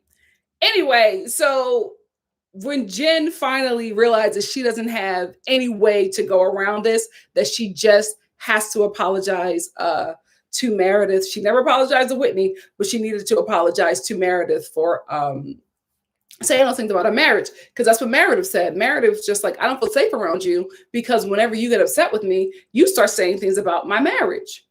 And I didn't like that. So she tries to apologize to her, and I say try because it was a try. She had to do it a couple of times, but she was getting pissed off because the crystal lady was just like, just say sorry. Don't add anything to. No, just apologize. Jenn, is that how you apologize? Do it again. I like the crystal lady. They need to always go to the crystal lady whenever they have any kind of issues, because she got Jenn together and she did not back down. Jenn was like, I'm trying to apologize. So Meredith, I'm sorry because I hurt you, but do not put a but in there. Just apologize. Do it again. Oh, she was heated, but she needed to be checked that way because she still was not realizing that what she did was wrong. And the crystal lady was basically saying, do not apologize if you don't mean it. You have to recognize what you did and change that behavior and then apologize. It all has to come together. You cannot just apologize because you feel like you want to move forward with these ladies and you got to get this out so that they can start to feel safe around you again. No, you did something wrong. Acknowledge that behavior, change that behavior, apologize, and then if the person feels safe to move forward with you, they can. But she ain't like that. She did not want to anybody to acknowledge her wrongdoings because she's the victim. She keeps on throwing Sharif's party. And the fact that you keep on saying Sharif and using him as a way to get out of mess, you know that you're wrong because you're using somebody who you know that everybody loves. That's why you keep on throwing him out. You're using him as a way to redeem yourself, but everybody sees you for your works and it does not look good for you, girl. It does not, because they're all trying to tell you. They're all trying to tell you about your mess and you just won't hear it.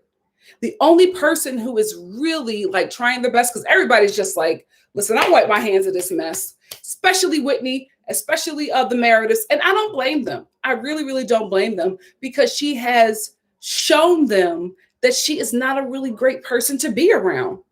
She really, really isn't. But Heather, who is, I feel like for me, from watching this show, I think that Heather is a great, the vagabonds are back. I feel like Heather is a great representation of the kind of friend you need to be as an adult woman. Her friendships aren't childish, right? She has a good time. She's open and honest with her friendships, but she's a grown woman and she walks in her friendships like a grown woman. And I love it and I appreciate it because all the ladies were able to throw her away, able to, or were willing to and ready to throw Jenn away. And Heather was just like, I'm not going to do that. She is my friend. She's going through something. So I'm going to stand beside her and walk her through it. But she also does not put up with Jenn's antics. If Jenn is wrong, she lets her know. She's just like, that wasn't right what you did.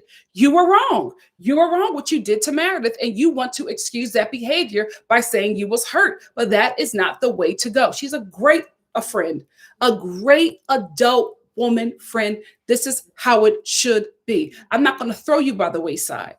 I'm not going to throw you away like you don't matter to me. You do.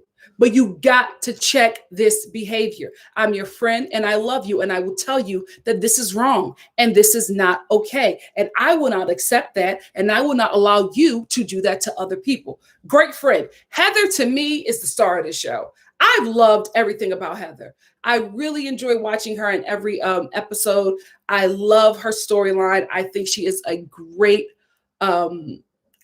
cast member on this show. She really, really is. The cast alone is really good. I would not have a problem with them coming back. Everybody, I would not have a problem with that. I enjoyed the ladies. Heather is a star for me of this show, but they're going to check Jenn about her violence. It's not fun to watch. The way she jumped in Whitney's face and then smacked Heather's hand. And she keeps on jumping on Meredith. Now that I don't want to see. I was the same way with Potomac. Like we can get each other together, but the beating on people, that I don't like it. I don't, especially at y'all big age. Y'all should know better. Y'all should know better. If Jenn gets therapy and figures out what's going on with her to make her snap and treat people that way, absolutely she can come back. But if she thinks she's going to come back and beat up on these ladies and we're going to tune in, I won't be, because it's just not fun to watch. Anyway, if you were just here for the review of Salt Lake City, beloveds, it ends right now. Let's get into the chit chatter. Hey.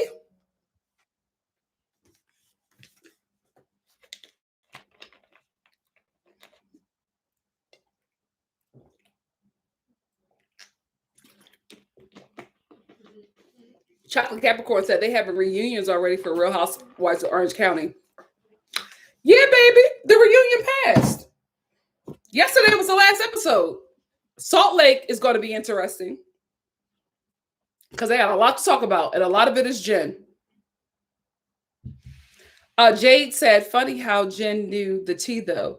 Like, where did she get that from? Trust the Merediths will move her closer to them because she clearly has ears and eyes in the town. I honestly think that Meredith told her. I honestly think that Meredith told her one time when they were just hanging out. Because this is the thing, right? Meredith needs Jenn. She doesn't necessarily need her like that, but Jenn is somebody in Utah, in their neighborhood, or where in their community, right, who is very flashy, does a lot of shopping, gets a lot of jewels.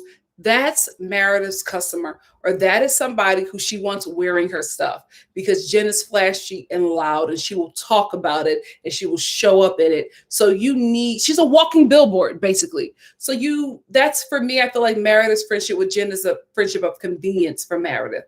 And I think that Jenn just really wants to have, a high society friend. But I think that that is a convenient relationship for her. And I think one time when they were hanging out, the liquor was flowing, and, some things probably slipped out. And Jenn came back and told Whitney because she was mad at Meredith. That's what happened, I think. Miss Brown Sugar said, I had a friend like Jenn in my younger years. I had to let that friendship go. Absolutely. When she could never recognize that she was the provoker of all of her chaos. Absolutely. I had two friends like that. One I had when I was older, and I cut that thing off so quick when I saw the behavior and it was reoccurring, and I was just like, I can't do this. No, it was a very hard thing to say because it seems so heartless, but you have to do what you need to do to protect you. And I was just like, I love you, but I don't want to be your friend. It's too much work to be your friend. You're constantly in mess. You're constantly creating mess. And I'm tired. I'm just tired of it. It was just so exhausting. But I let them know that I love them. I care for them, and I will be there for them. But I just cannot. We can't be friends. We can't hang out. We can't do any of that because I'm always going to be on edge, not knowing when you're going to, if I want to tap into a trigger or if somebody else is going to tap into a trigger. It was too much. It was way too much being that person's friend. So I had to be an adult and let them know what it is and walk away. The best thing I've ever done. The best thing I've ever done. Pro Sheehan said, I don't think little Meredith has that many friends, honestly. That could be true. So like Jenn, she obsesses about the one she has. That could be true. That could be really true. Keisha Miller said they said this happened on their New York trip with Meredith being with another guy, but it was cut out of the show.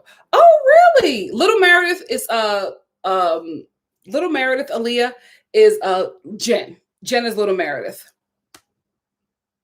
Because out of the Merediths, Big Meredith, the OG Meredith, is leading that friendship. So I think that Lisa, also known as Little Meredith, looks up to Big Meredith. Shonda said, because Meredith and Lisa look similar and are always together, especially when the Real Housewives of Salt Lake City first started, it was hard to remember who was who. Absolutely. I was watching Wendy Williams. She asked that she said that to Andy. She was like, why would you cast two people who look so much alike?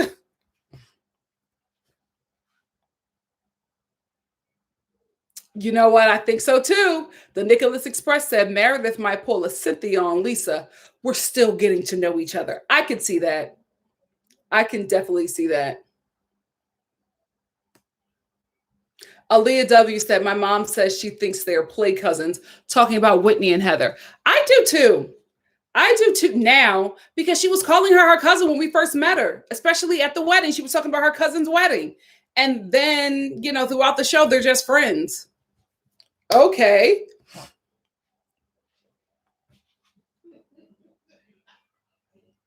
Yoroska 2019 said, Jenn looked like she was in the mafia sitting down on that bed with those people around.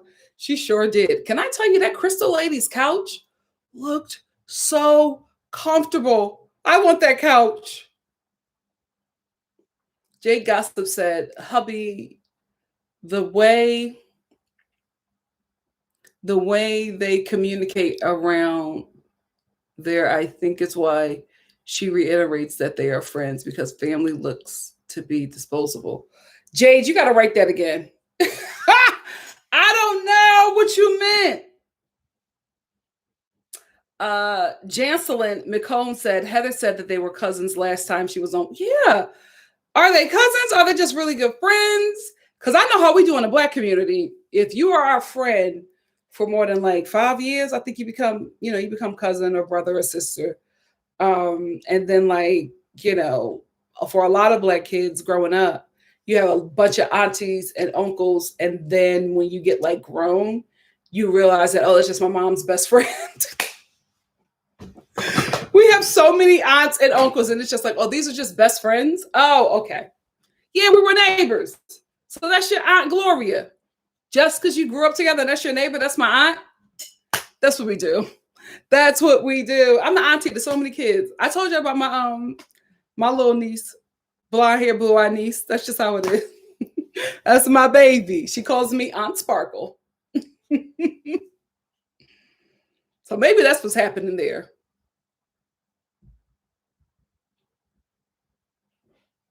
Missy B2 said, I think that Jenn and Coach Shah got back together for the show. It seems like that happened with a lot of couples. And Jen's blow up at the B-Day party made the agreement unbearable. Maybe. Because she wanted to come on the show as a housewife. Chrissy Tackett said, I bet the crew told her to sew up the drama at the party. I feel like, now that happens, right? I feel like with Jenn, you don't have to ask her to stir anything. I think she's just going to do it. That's who she is. Jancelyn McComb said, I love the Crystal Lady. She was cool. I enjoyed her. I really enjoyed how she just would not let Jenn breathe. She would knock it off her neck. She was just like, you have to apologize correctly. No. Say it and mean it. And don't put anything else in it. She got her together and I loved it. She was Yoroska. Yoroska said, 2019 said that Crystal Lady was giving Jenn the business. Absolutely. Serenity said, Professor Crystal Lady gave Jenn the therapy she needs.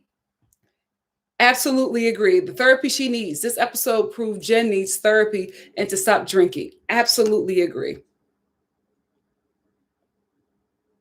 Miss Brown Sugar said, I think that Jade is saying Whitney and Heather call each other friends, as in more loyal than cousins. Oh, okay. Okay. Thank you for that, Miss Brown Sugar and Jade. Jade said, don't be surprised if the Merediths are backing Jenn on the reunion and it becomes a clique.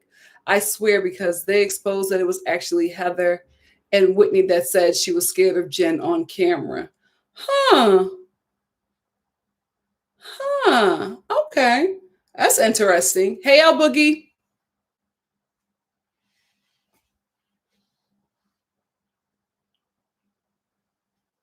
Oh, yeah, she did. Miss Brown Sugar, that was actually Heather who said that Jenn showed her a picture of Meredith with another guy, and she was trying to get her to put that on the show, but Whitney would not. El Boogie said, in 5th grade, I sat next to a boy who was gross. He kept putting his hands on my desk after I told him not to. I let the desktop drop on his hands. Even at 9 years old, me and Jenn wouldn't gel. Melissa said, Mary may be crazy, but she definitely told the truth. She sure did. Oh, Gina, do you think that was Jenn's security, or did the show hire that guy?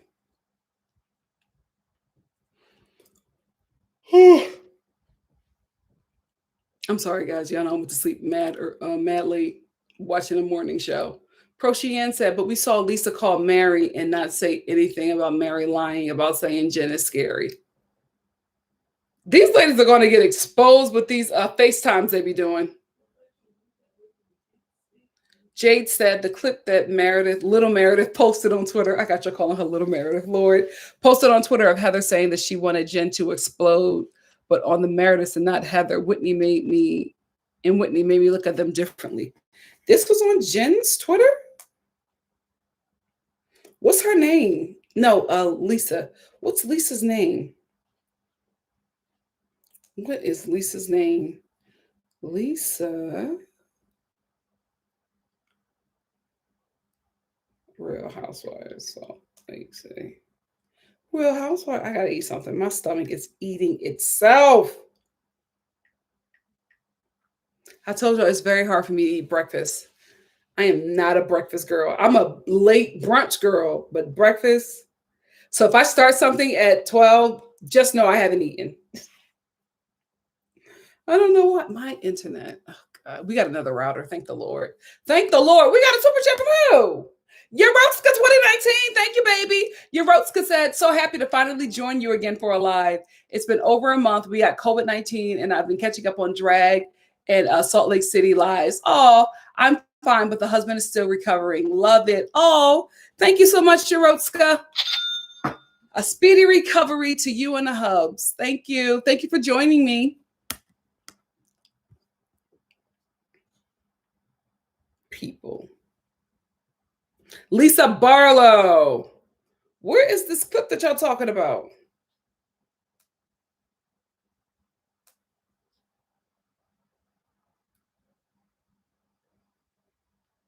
I don't know.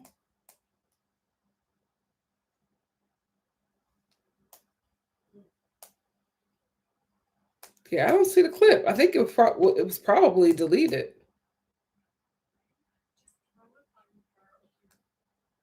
Yeah, I don't see it. Oh well, I can't play it anyway. YouTube be giving me copyright strikes for playing stuff and showing y'all pictures. Ain't that crazy? So I can never show you guys pictures anymore. Help me help you, YouTube. Josie said they are third cousins and friends as well. I think that's what they mean. Okay. Gina Maxey, Meredith was talking to Brooks on the phone. She had a couple of FedEx boxes. Why? Probably shipment from her store. I don't know.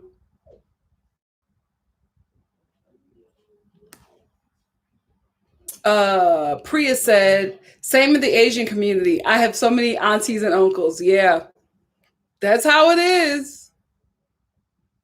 That's how it is. And you don't know. You don't know until like a Thanksgiving. And it's like, I found out 2 Thanksgivings ago that my 2 aunts are actually best friends. They're twins, best friends of my grandmother. And I was like, I grew up my whole life calling them aunts. My mom's like, well, yeah, because they are your aunts. I'm like, but they're not my blood. They're your aunts. Welcome to the Black community and the Asian community. Oh, Josie said it was Jenn Security. It said it in the description. You know what? I knew, like, for me, I thought he was either Samoan or Tongan, and I did not want to assume that he was there to protect Jenn just because of his culture. So I was just like, maybe that's the show. So good. Thank you guys for clearing that up for me. Why do you need security? You're spending a whole lot of money, girl. I just hope you have it.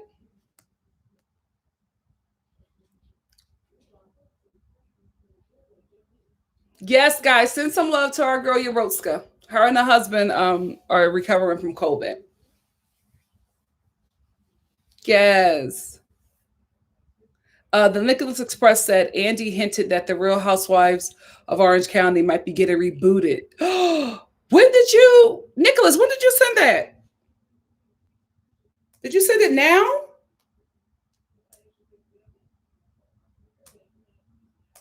When did you send that, Nicholas? I apologize if I haven't read it yet. Let me know, because I'll go back and check. I hope he's not hinting. I hope that he's screaming it with a bullhorn that he's rebooting OC. It needs to happen. The show is dry boots. I'm telling you, when the soccer moms start calling a show boring, a show that was crafted for them, it's lights. It's lights. Bunny said, Nikki, I want them to bring on more of Mary's family on the show. They are messy. Oh, I would like to see that too. I would love to see that.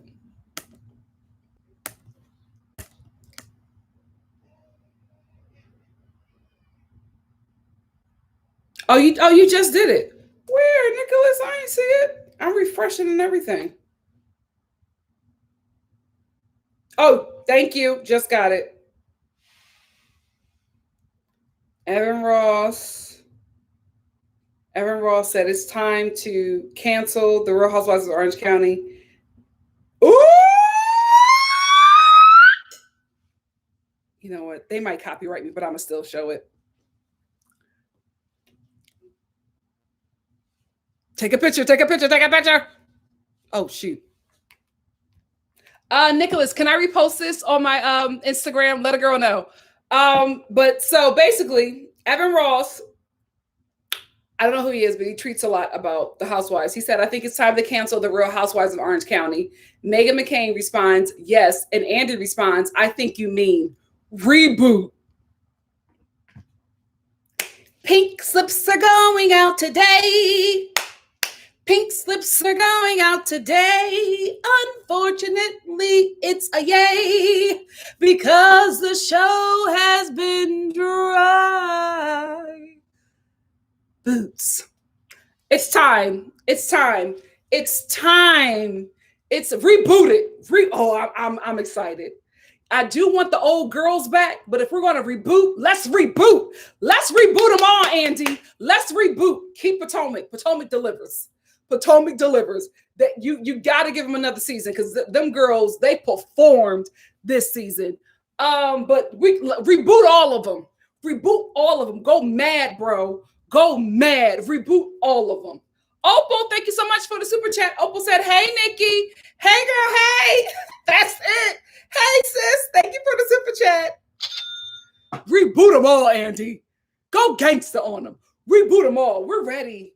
We want to see some housewives, various ages. I want to see housewives from, we could do late 20s, but I want to see them in their 30s. I want to see them in their 40s. Give us some grand dames in their 50s. Like that's where, let's give me a little spectrum, but they need to be wealthy. They need to be messy. They need to be fly. They need to be able to read. They need to be able to shade. We need it all. We need the full package. These ladies, they have built this network, and we thank them for it. It's time to move on. You gotta know when to hold them and know when to fold them. Hey, know when to walk away. Hey, know when to ride. You never count your money. Hey, when it's sitting on the table, it's time. It's time, Andy. Oh, I just got so excited. Oh, reboot it. boot it. Do just not press hold on the escape button, baby. I want you to unplug it. Take the battery out. Blow into the battery. You know what? And then put it. Decide not to put the battery in. Throw the battery in the trash. Get a new updated battery and let's go. Let's go. Oh, I'm excited. Oh, I'm excited for a reboot. And you know he's going to do Miami with Wendy Williams. So it's time. It's time. No, El Boogie, that's not Diana's son, Evan Ross. I think he's like a writer for Out Magazine, I believe. Yeah, Potomac performed. That cast has to stay together. They performed. Oh, Atlanta. I'm nervous for Atlanta. Atlanta was that girl. Atlanta was the king of Bravo. I'm concerned. I'm concerned.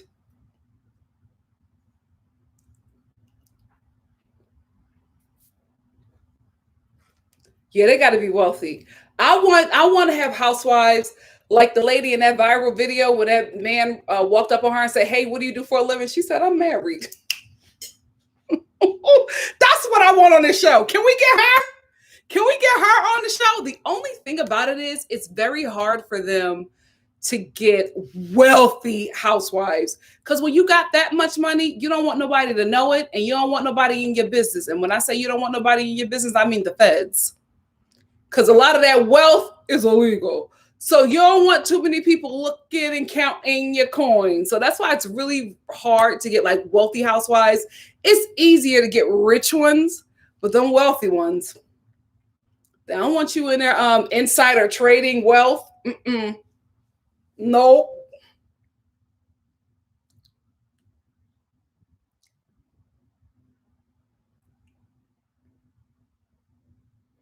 Jay Gossip said Andy was on Twitter going back and forth with Miss Meghan McCain is my father.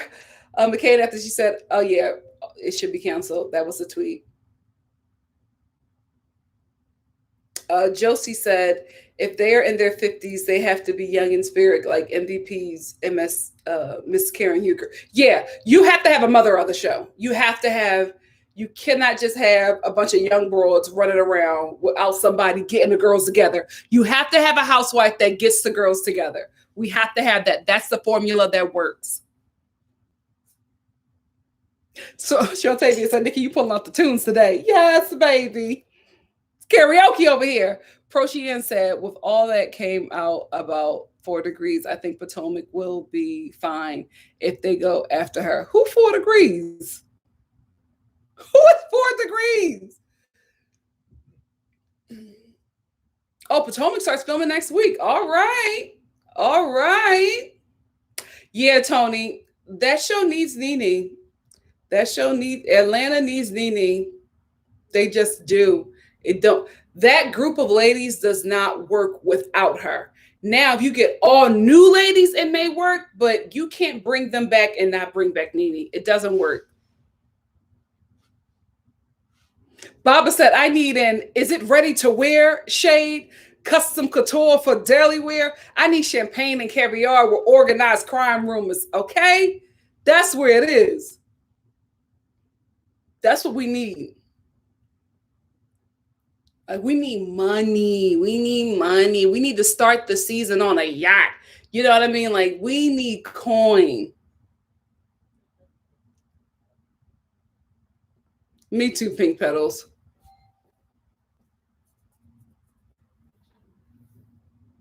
Jay Gossett said, Andy needs to go back to the basics, the classic makeup. To be honest, him feeding into Kenya and bringing her back is what ruined it. Faking relationships and drama and others banking on them to bring the drama. I think that's a good reason. Like, a lot of the show started to go downhill when the ladies were able to like fake and produce storylines, because a lot of them are not good at doing that. And I think when the show rewards them for doing that stuff, everybody starts to do it and think that this is something that's okay to do. I think they just need to cast people and the production company and the network needs to run the show. The ladies do not need to be involved in it. They need to remain employees. Yeah. Oh, it's the Amazon box. Oh, hold on. You never count your money. No, right here. Oh, yeah, you gotta give me my sticker. It's at the card. You just gotta give me the stuff. Hi. No, it's the one that doesn't have a label. It's this right here. Hi, sir. Thank you so much. Do I need a tracking number? Yeah, I do. Okay, that's fine. All right, thank you. Yeah, no, I told you that I was getting No, I told you that I was getting. Can you just get the sticker from him? He gonna ask me if I need my tag. I absolutely need my tag. The devil is a liar. I can't track my package. I'm so sorry. I had to return a package to Amazon. I did Amazon pickup because I told you I'm not going to be out there in the streets with these people. LA, we got a second wave. We have a second wave of COVID. I'm not playing. So I do UPS pickup from Amazon when I want to return something. And they came to pick it up, and I needed to be the one to do it. So he was cute too. Looked a little, rugged. Was he cute, or have I been in too long? Anyway,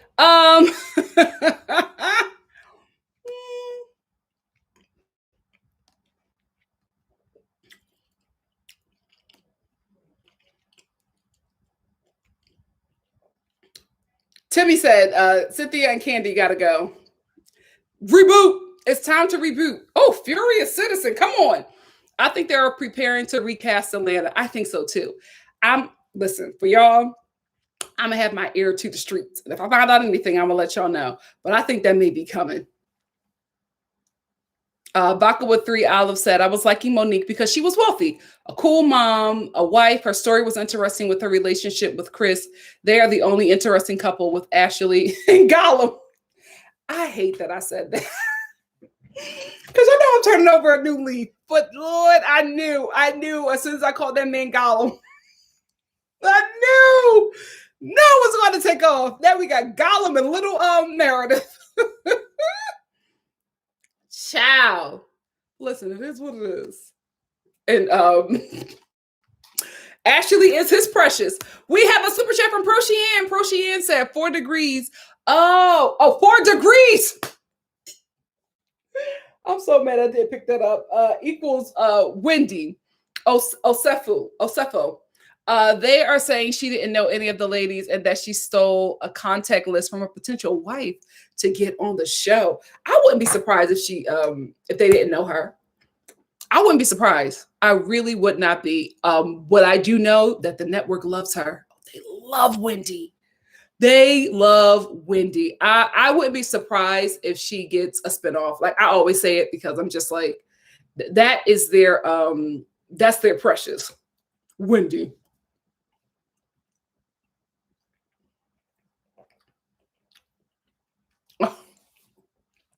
I would love Tamisha Iman to be on Atlanta.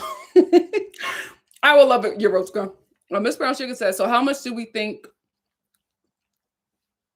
is Jenn and how much do we think she's putting on for the show? Because this week she seems so gone and then so eerily calm, like that's her. But some of the other scenes felt so staged. I think this is her.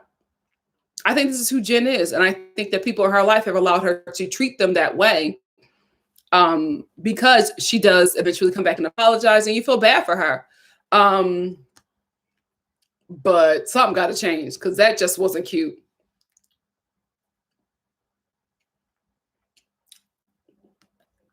Dope since 1986. What's up? Said they may reboot all of the franchises. As long as they don't touch Potomac, I'm good. I know that. Let me tell y'all. I got these cuties from the market like 2 days ago. These are the sweetest cuties I've ever had in my life. Y'all saw how I tore this cutie up. This was the sweetest cutie I'd never had. Anyway, y'all know that they're rebooting New York around Leah. So New York is going to be Leah and the girls. I don't know if the OGs are coming back. I feel like Sonia has to come back. I think that she don't got nothing else coming in. Especially with Forever 21, not Forever 21, Century 21 closing. I think Sonia has to come back. I don't think Ramona is going to be on the show. If so, I think the OGs might be friends of the show, but it's going to be a rebooted, updated, younger version with Leah and her girls. I'm still not sure on the sister, Ebony. Ebony is just so straight-laced. I don't get reality TV show girl from her. I just don't feel like Ebony is messy like that. I don't think that she could bring it. She's very news reporter. And thank you, Tom, so much. This week, happening in Miami, the girls are getting together. Will I be there? Will I throw a drink? Probably not. She's the morning show, very Good Morning America. I'm like, are you going to get down in the dirt, in the trenches with these ladies? Are you going to be courting like an orgy scene on camera with titties blurred and stuff? That's these housewife shows. Are you going to do that, Ebony? I don't see that happening. I don't see it happening.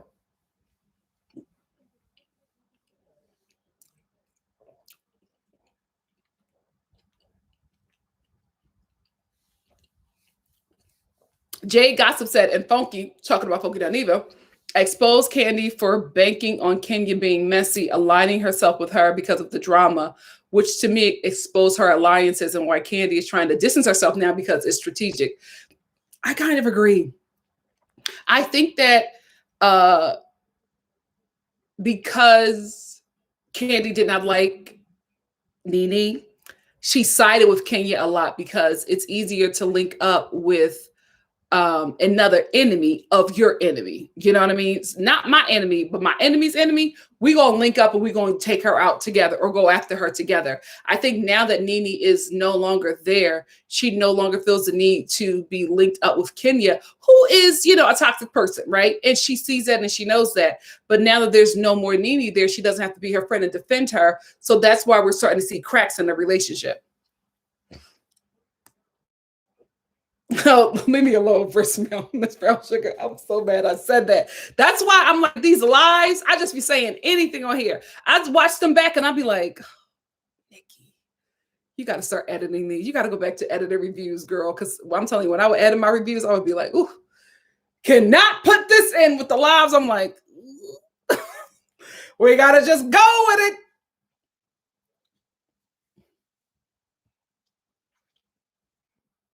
Yeah, I'm rooting for Ebony, but I just, from what I know of her that I've seen on TV, I just don't know if she's going to be messy like she needs to be. Listen, if you're going to be a housewife, you need to be messy. You need to be an open book. You need to be able to fight. You know what I mean? And you need to be able to get over things quickly and easily. You also have to have money. You also have to have style. That's what, the job requires. Oh, Luann is coming back. I like that, Timmy. Timmy says Sonia, Ramona, and Luann are back. Are they full-time or friends of the show?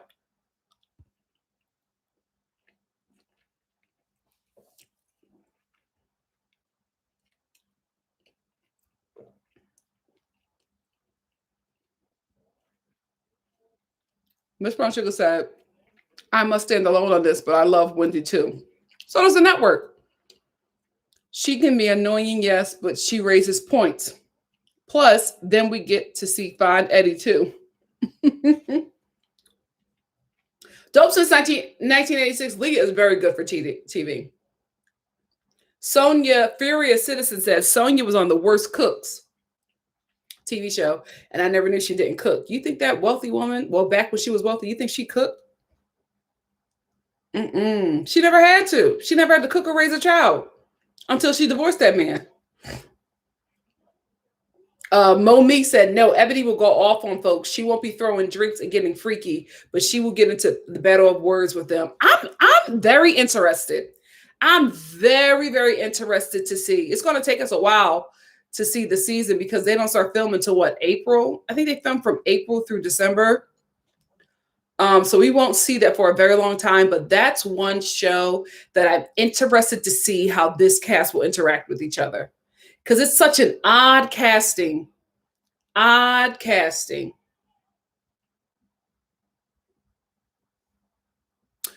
Jade said they should have never gotten rid of Real Housewives of Miami. Miami was lit and they had all money. Oh, Lisa. I love Lisa from Miami. I loved her. No, that was money. Lisa was money. I loved her on Miami.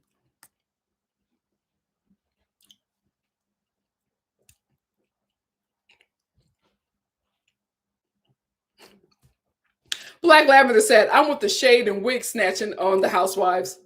It is what it is. Oh, Timmy, they're full time. Okay. So it's going to be Luann, Sonia, Ramona. Oh, God, Ramona and Ebony. Ramona don't know how to be around Black people that are not servants. I'm telling y'all that right now. Ramona's going to have a problem with Ebony, and two people will not deal with it, and that is Leah and Ebony. Leah and Ebony will not let that fly. Ramona's going to have a problem with this Black woman at her table. Oh, she gives me that. She gives me that. Oh, girl. New York going to be interesting. Damn it. Why did Dorinda leave? This would have been the best season for her to be on. Ciao.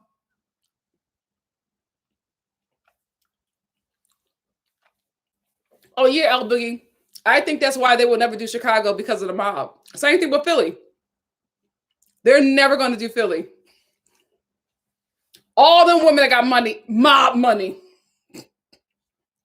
Unless it's a gentrifier. But you want to get like real old roots money in Philly?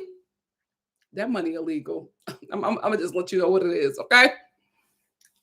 Listen, one thing my people know, my Philadelphians know, is corruption. I can say it. It's my city and I love them. It is what it is. We do corruption well.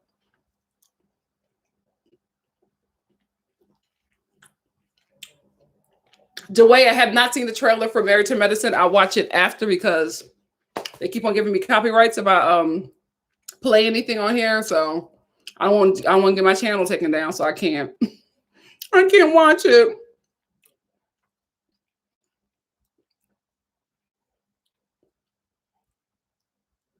No! Chris S., are you serious? Chris S. said Wendy's Eddie might have gotten somebody at his law firm pregnant. She ain't going nowhere. Why do the men mess up as soon as we get on the freaking TV show? Mess up before we get there, so when I get this gig, I can explain it. Don't do it while I'm on the show.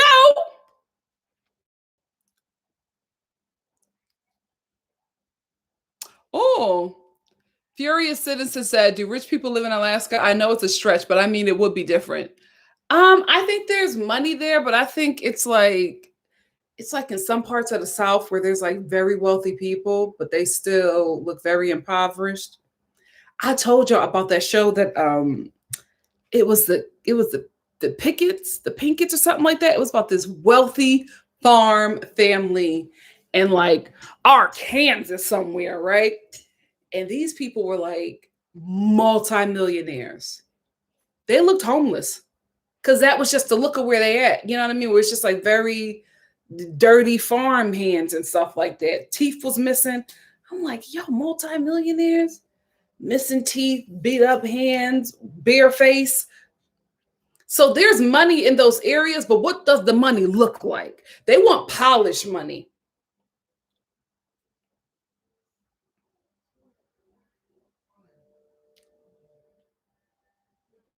Oh, JB says what? They started filming? They started filming already? Don't they film? Oh, no. Also, did they wrap? Oh, you know what? You're right, because they come on in April. So they probably already wrapped, because you know they only film up to Christmas. Ooh. Yeah, we get New York in April. I mixed it up. We get New York in April. Ciao. I'm interested to see. That is one show I'm very excited about watching again.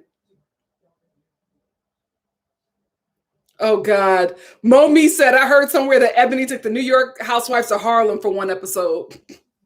It's going to be good. You know what? I don't go after the insider tea like I could. I think I'm gonna start doing that. I think I'm gonna start doing that because the streets need to know, especially with New York. Timmy said, allegedly, Ramona and Ebony have been getting along. Ebony said nice things about everyone in an interview. She's new. She's new, but we will see. You know what show I'm not excited about coming back? Beverly Hills. Beverly Hills was boring. It was so boring. I don't care. I don't care about that show. Reboot.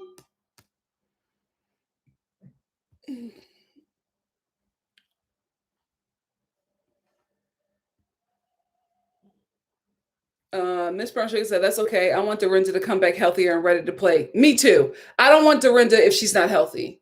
But this would have been a great season for her. This would have been a great season. Oh, so y'all done all heard this rumor about Eddie. Oh, not my Eddie. Momi says Chicago housewives would be too contrived if they are thinking of using old money folks or local celebs as a part of their cast. I can only imagine folks along the lines of LaToya, online influencer. Probably. Oh no, this is terrible what I'm hearing about Eddie. I pray it's just a rumor.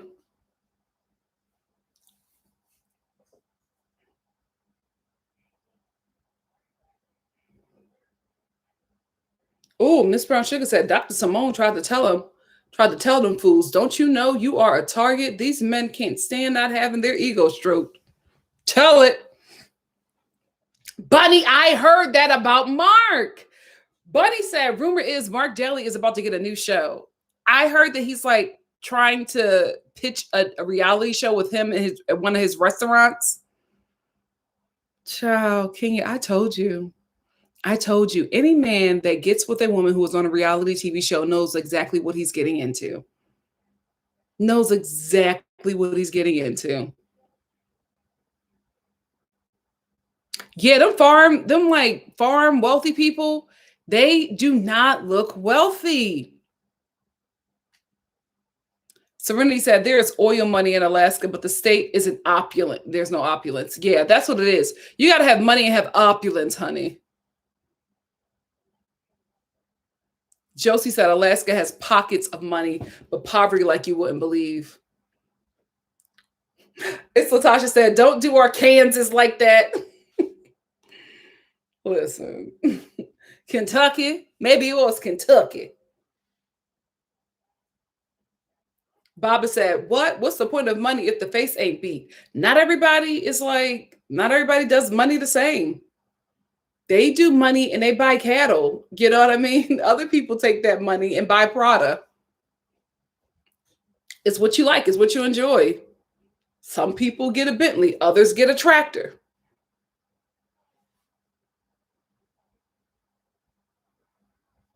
Furious Citizen said Kathy Hilton is not going to be messy. I don't know. I saw her confessionals and I was, not all of them, and I was just like, I think Kathy Hilton. How the hell you get Kathy Hilton? What's going on with the money? I can't believe Kathy Hilton is on the Real Housewives of Beverly Hills. I'm actually kind of disappointed. You're supposed to sit there and count those billions. What are you doing slumming it on reality TV? I'm disappointed because Kathy, if you're on this show, something going on with the money. Something going on with the money or something going on with the marriage. What's going on? Why are you on the Real Housewives of Beverly Hills? What's up?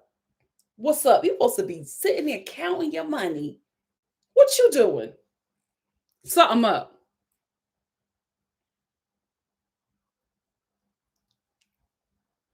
And if Kathy Hilton is on this show and she's messy, something going on with the money. Something going on with the money.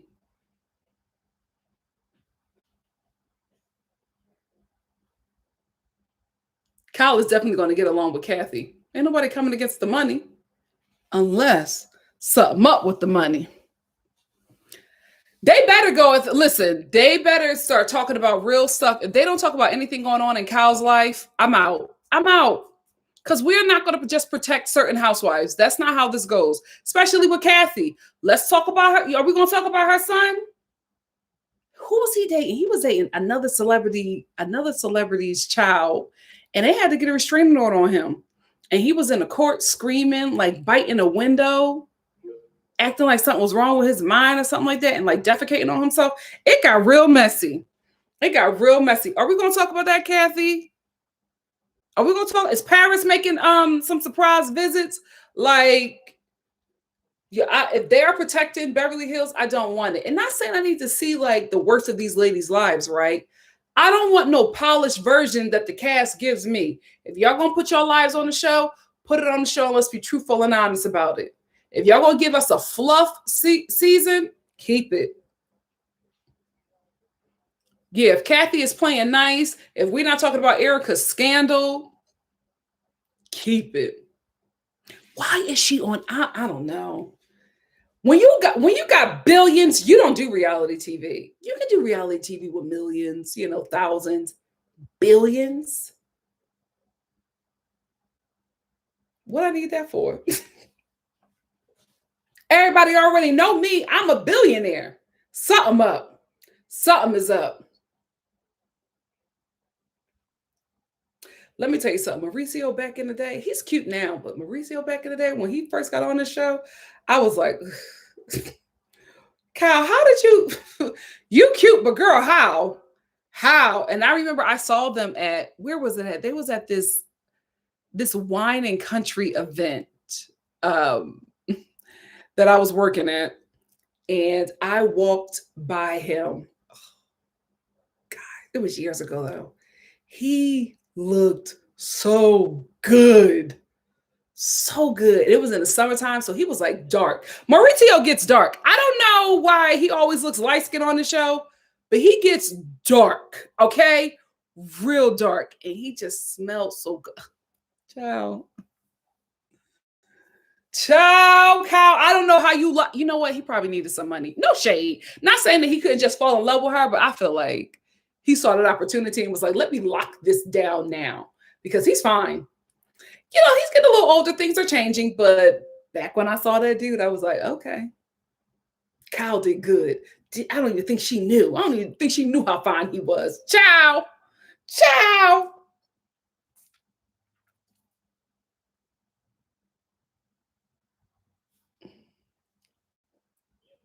Yeah, Prachecula. He's shopping the show. Mark Daly is shopping the show. He wants a reality show about his restaurant. Oh, it's going to be a show with Mark Daly and Chef Roble. It might get picked up.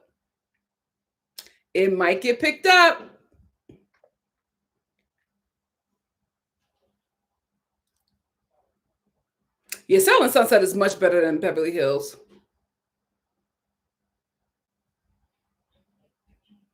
Oh, yeah, Mauricio. And I saw that man in person. I was like, child, what was you like in your prime?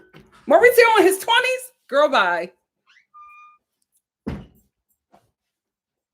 I got to figure out why Kathy is on this show. I'm gonna do some hunting because something going on. Why is a billionaire on reality TV? It don't make sense to me.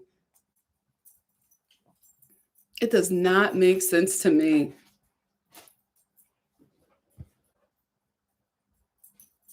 You're furious. I think TMZ has that clip of him in court. Bananas.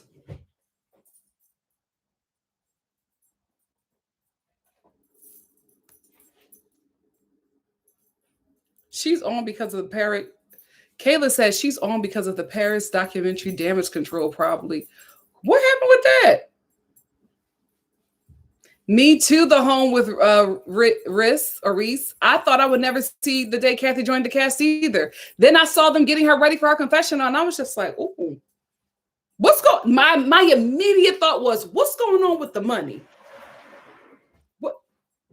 Excuse you.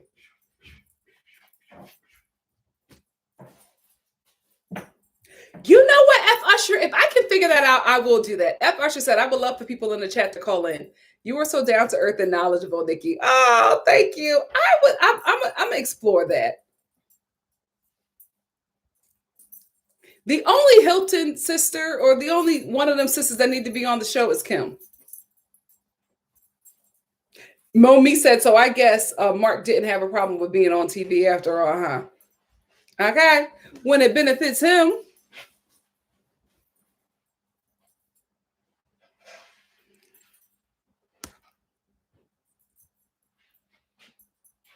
Yeah, they're not going to drag Kathy on Beverly Hills. It ain't happening. At all. You almost fell.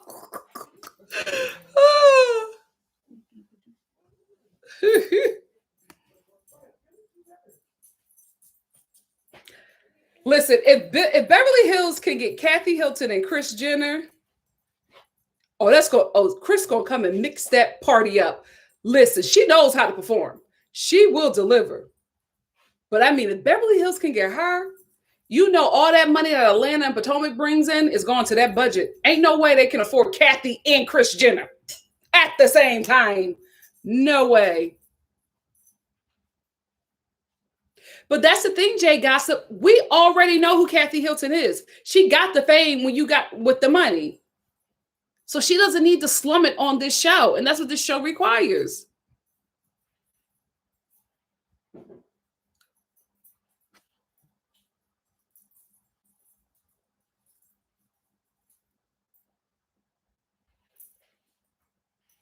Yeah, if they could afford Kathy Hilton and Kris Jenner, I would be up at the exec's office from the Atlanta cast and being like, wait, how y'all can afford them? What's their budget? What's going on? Because we are bringing in all the money to this network.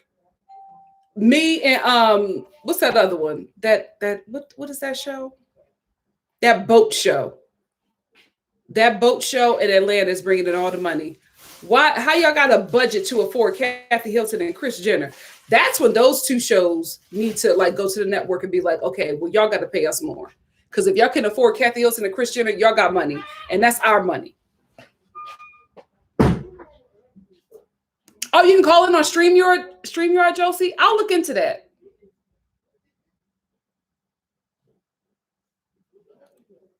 Oh, wait a minute. I got some. Furious Citizen said, oh, wait.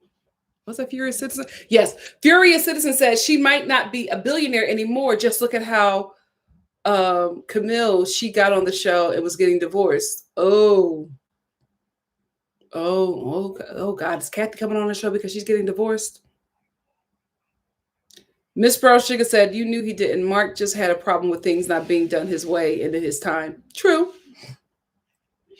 Yeah, Shantae, but Kim can't handle being on the show. I was just saying, like, she's the, like out of all the sisters, she's the best for TV. She performs. That Paris trip never be touched. Let's talk about the husband. She got Lisa Rinna together. There's never been another housewife who could get Lisa Rinna together like Kim. Kim got that woman together and never got off of her neck. She stayed on her neck the whole season and the reunion. I miss Kim. I wish she was well. I wish she was well because she was so good on that show. What? Baba says Paris spoke about how her parents had her kidnapped and taken to a bad kids camp where allegedly the abuse. Oh, so Paris is telling the tea? Oh, Lord. Oh, Lord. Furious Citizen said the next trip for Atlanta is going to be in Savannah, Georgia instead of South Carolina. All the money going to Beverly Hills because Andy ain't stupid. Ciao. Jay Gossip said he's been rumored to have been cheating for years. Oh, yeah. Talk about Mauricio. It kills me it was never brought up outside of Brandy that one time throwing Lisa under the bus. Lisa Vanderpump wasn't playing games with production. Ciao. Keisha said Kris will have to be the EP before she signs on. If they can afford that woman and Kathy Hilton, if I was on any other show, especially Atlanta, I would be pissed. Oh my God. Yeah, I haven't, Darwin, I haven't watched it yet. I can't watch it with you guys because I've been getting copyright strikes for doing that. So I just can't do that anymore.